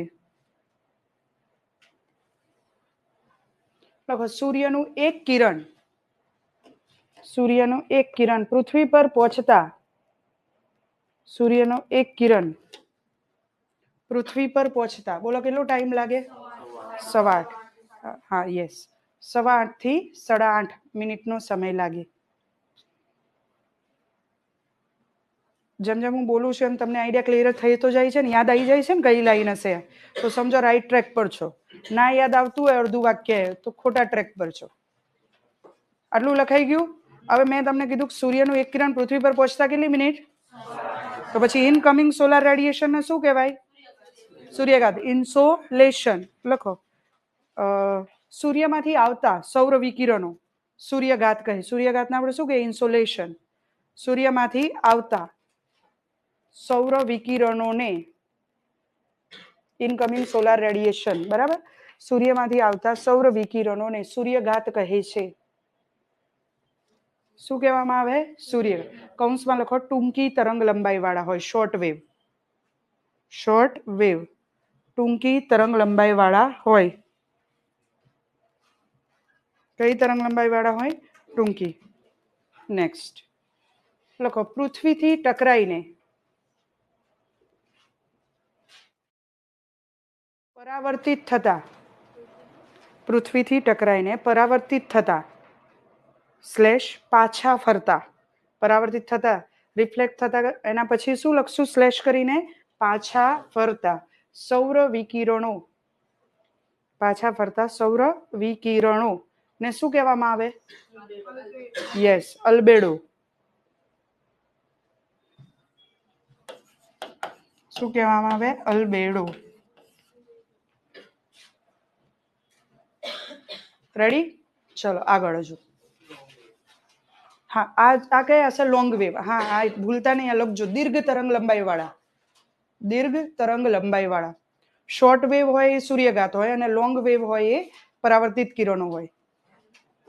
એટલા માટે આપણને બપોરે એટલે કે 12 વાગ્યા પછી ગરમીનું પ્રમાણ વધતું હોય. હવે આ લોંગ વેવને કોણ પાછું નથી જવા દેતું? પ્રદૂષણકારી ગેસ. અને એમાં મોટો ભાગ ભજવે છે CO2. દેખો, CO2 એક લિમિટમાં સારું. જો CO2 ના હોત તો પૃથ્વી બહુ જ બરફનો ગોળો જ હોત બેન, બગાસા લઈને. બરાબર છે? તો CO2 એક લિમિટમાં સારું, પણ હવે એ લિમિટ કરતા જ વધી ગયો છે અને એવડો વધ્યો છે કે એની ના પૂછો, મર્યાદા જ નથી રહી. એટલે પૃથ્વીનું ટેમ્પરેચર ધીમે ધીમે શું થઈ રહ્યું છે? વધે. આગળનો પોઈન્ટ લખો પૃથ્વીની સપાટીથી કેન્દ્ર તરફ જતા, બરાબર. પૃથ્વીની સપાટીથી કેન્દ્ર તરફ એટલે પૃથ્વીનું કેન્દ્ર આપણે કહીએ છીએ. કેન્દ્ર તરફ જતા ટેમ્પરેચર વધે ઘટે? લખો તાપમાન વધે છે. તાપમાન વધે છે. લખો દર 32 મીટરે. દર 32 મીટરે 1 ડિગ્રી સેલ્સિયસ. દર 32 મીટરે 1 ડિગ્રી સેલ્સિયસ તાપમાન વધે. કૌંસમાં લખો 1 કિલોમીટરે 30 ડિગ્રી. 1 કિલોમીટરે 30 ડિગ્રી તાપમાન વધે. લખો પૃથ્વીનું કેન્દ્રનું તાપમાન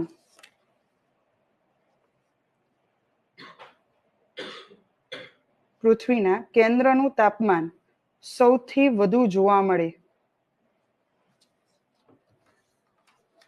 પૃથ્વીના કેન્દ્રનું તાપમાન સૌથી વધુ જોવા મળે. લખો પૃથ્વીનું કેન્દ્ર કેટલા કિલોમીટરે જોવા મળે? 6370. હા, અને 70 ના હોય તો કેટલા લખવાના? તમારે સ્લેશ કરીને લખો 78. 70 ના હોય તો 78 લગાવવાના રહેશે. કિલોમીટર જોવા મળે. આગળનો પોઈન્ટ. હવે હાઇપોથિસિસ આપણે મેન્શન કરીએ. પરિકલ્પનાઓ લખો પૃથ્વીની ઉત્પત્તિ સંબંધિત પરિકલ્પના. પૃથ્વીની ઉત્પત્તિ સંબંધિત પરિકલ્પના.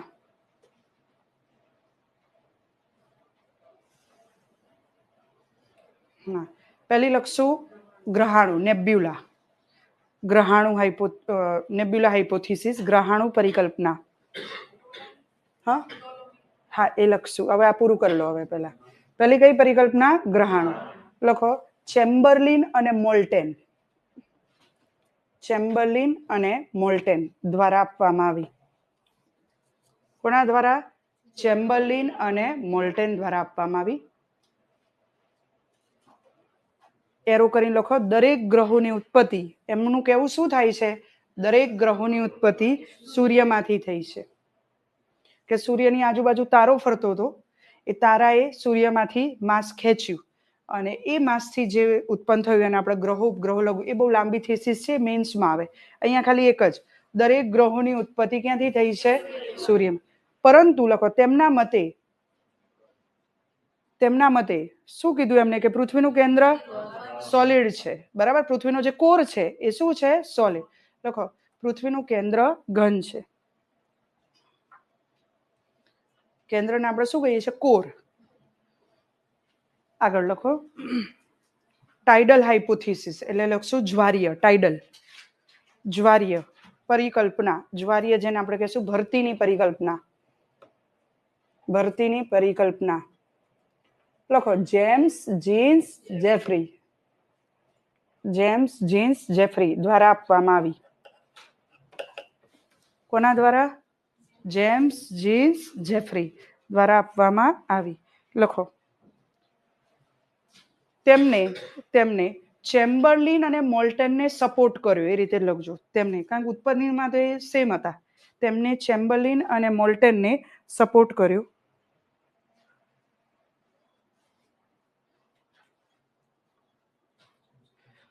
પરંતુ તેમના મતે પૃથ્વીનું કોર એટલે કે કેન્દ્ર, તેમના મતે પૃથ્વીનું કેન્દ્ર, બોલો સોલિડ યા લિક્વિડ ફોર્મમાં? યસ, પ્રવાહી સ્વરૂપમાં છે.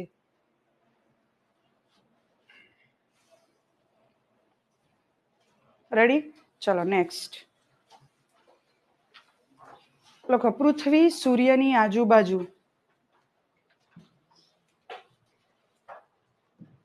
દીર્ઘ વૃત્તાકાર પથમાં ફરે છે. સ્પેરિકલ શેપમાં દીર્ઘ વૃત્તાકાર પથમાં ફરે છે. પૃથ્વી કોની આજુબાજુ ફરે? સૂર્ય. જો અહીંયા જુઓ લખેલું જ ગુજરાતીમાં, દીર્ઘ વૃત્તાકાર પથ, એનું બીજું નામ પરવલયાકાર પથમાં ફરે છે. આગળ લખો પૃથ્વી અને સૂર્ય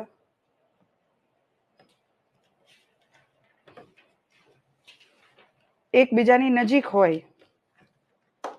પૃથ્વી અને સૂર્ય એકબીજાની નજીક હોય. બોલો આ ઘટનાને શું કહેવામાં આવે? ઉપસર. લખો તેને ઉપસર કહે છે. તેને ઉપસર કહે છે. લખો ઉપસર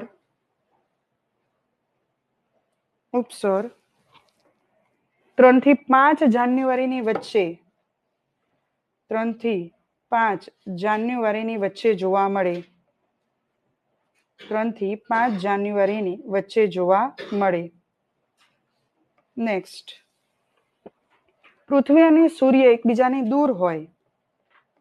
પૃથ્વી અને સૂર્ય એકબીજાની દૂર હોય તેને અપસર કહે છે. અપસર કહે છે. તારીખ લખો 4 થી 6 જુલાઈ. કઈ જુલાઈ? 4 થી.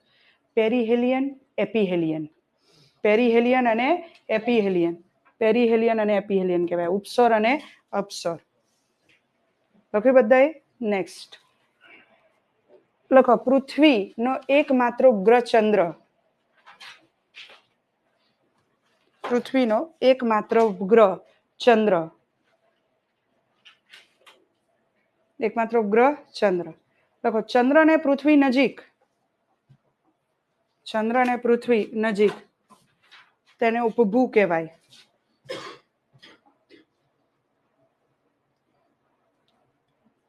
અને શું કહેવાય? ઉપભૂ. અને દૂર અપભૂ. અહીંયા તારીખ હશે બેન? નહીં હોય. કેમ? બરાબર. દૂર હોય એને અપભૂ. આગળનો પોઈન્ટ લખો પૃથ્વીની આજુબાજુ ચંદ્રનો ફરવાનો સમય. પૃથ્વીની આજુબાજુ ચંદ્રનો ફરવાનો સમય અને પોતાની ધરી પર ફરવાનો સમય. પોતાની ધરી પર ફરવાનો સમય સરખો હોવાના કારણે પૃથ્વીથી એક જ બાજુ એક જ બાજુ ચંદ્રની જોઈ શકાય. પૃથ્વીથી એક જ બાજુ ચંદ્રની જોઈ શકાય, બીજી બાજુ જોઈ શકાતી નથી. બીજી બાજુ જોઈ શકાતી નથી. લખો, જે બાજુ જોઈ નથી શકાતી, જે બાજુ જોઈ નથી શકાતી તેને શાંતિનો સાગર, સી ઓફ ટ્રાન્કિલિટી, શાંતિનો સાગર કહે છે. શાંતિનો સાગર કહે છે. આગળ, ચંદ્રનો સૌથી ઊંચો પર્વત, ચંદ્રનો સૌથી ઊંચો પર્વત લિબનિટસ. લિબનિટસ કયો કહેવાય? લિબનિટસ. ચલો ઠીક છે, આગળનું હું તમને બ્રેક પછી, બ્રેક લઈ લેવો છે ને તમારે? હવે થાક્યા છો, ક્યારનું ચાલે છે તો શું થયું? વેગેનરની જે કહેવાય ને એ તો એને સિદ્ધાંત આપે તો ખંડ પ્રવાહનો સિદ્ધાંત કહેવામાં આવે છે. એ આપણે ભણશું એ આગળ. ઓકે, કારણ કે મારે બધા જ પેન્જીયન પેન્થાલા, આજે તો ખાલી ઇન્ટ્રોડક્શન જ આપતી હતી. આગળ જે છે હું સમજાવી અને લખાવું છું. બ્રેક ઉપર જઈ આવો, અડધો કલાક ને હે ને, હું લખાવું છું, મારી રીતે લખાવું છું. તો ચલો બ્રેક ઉપર જઈ આવો, 10:30 મળીએ આપણે. ઓકે,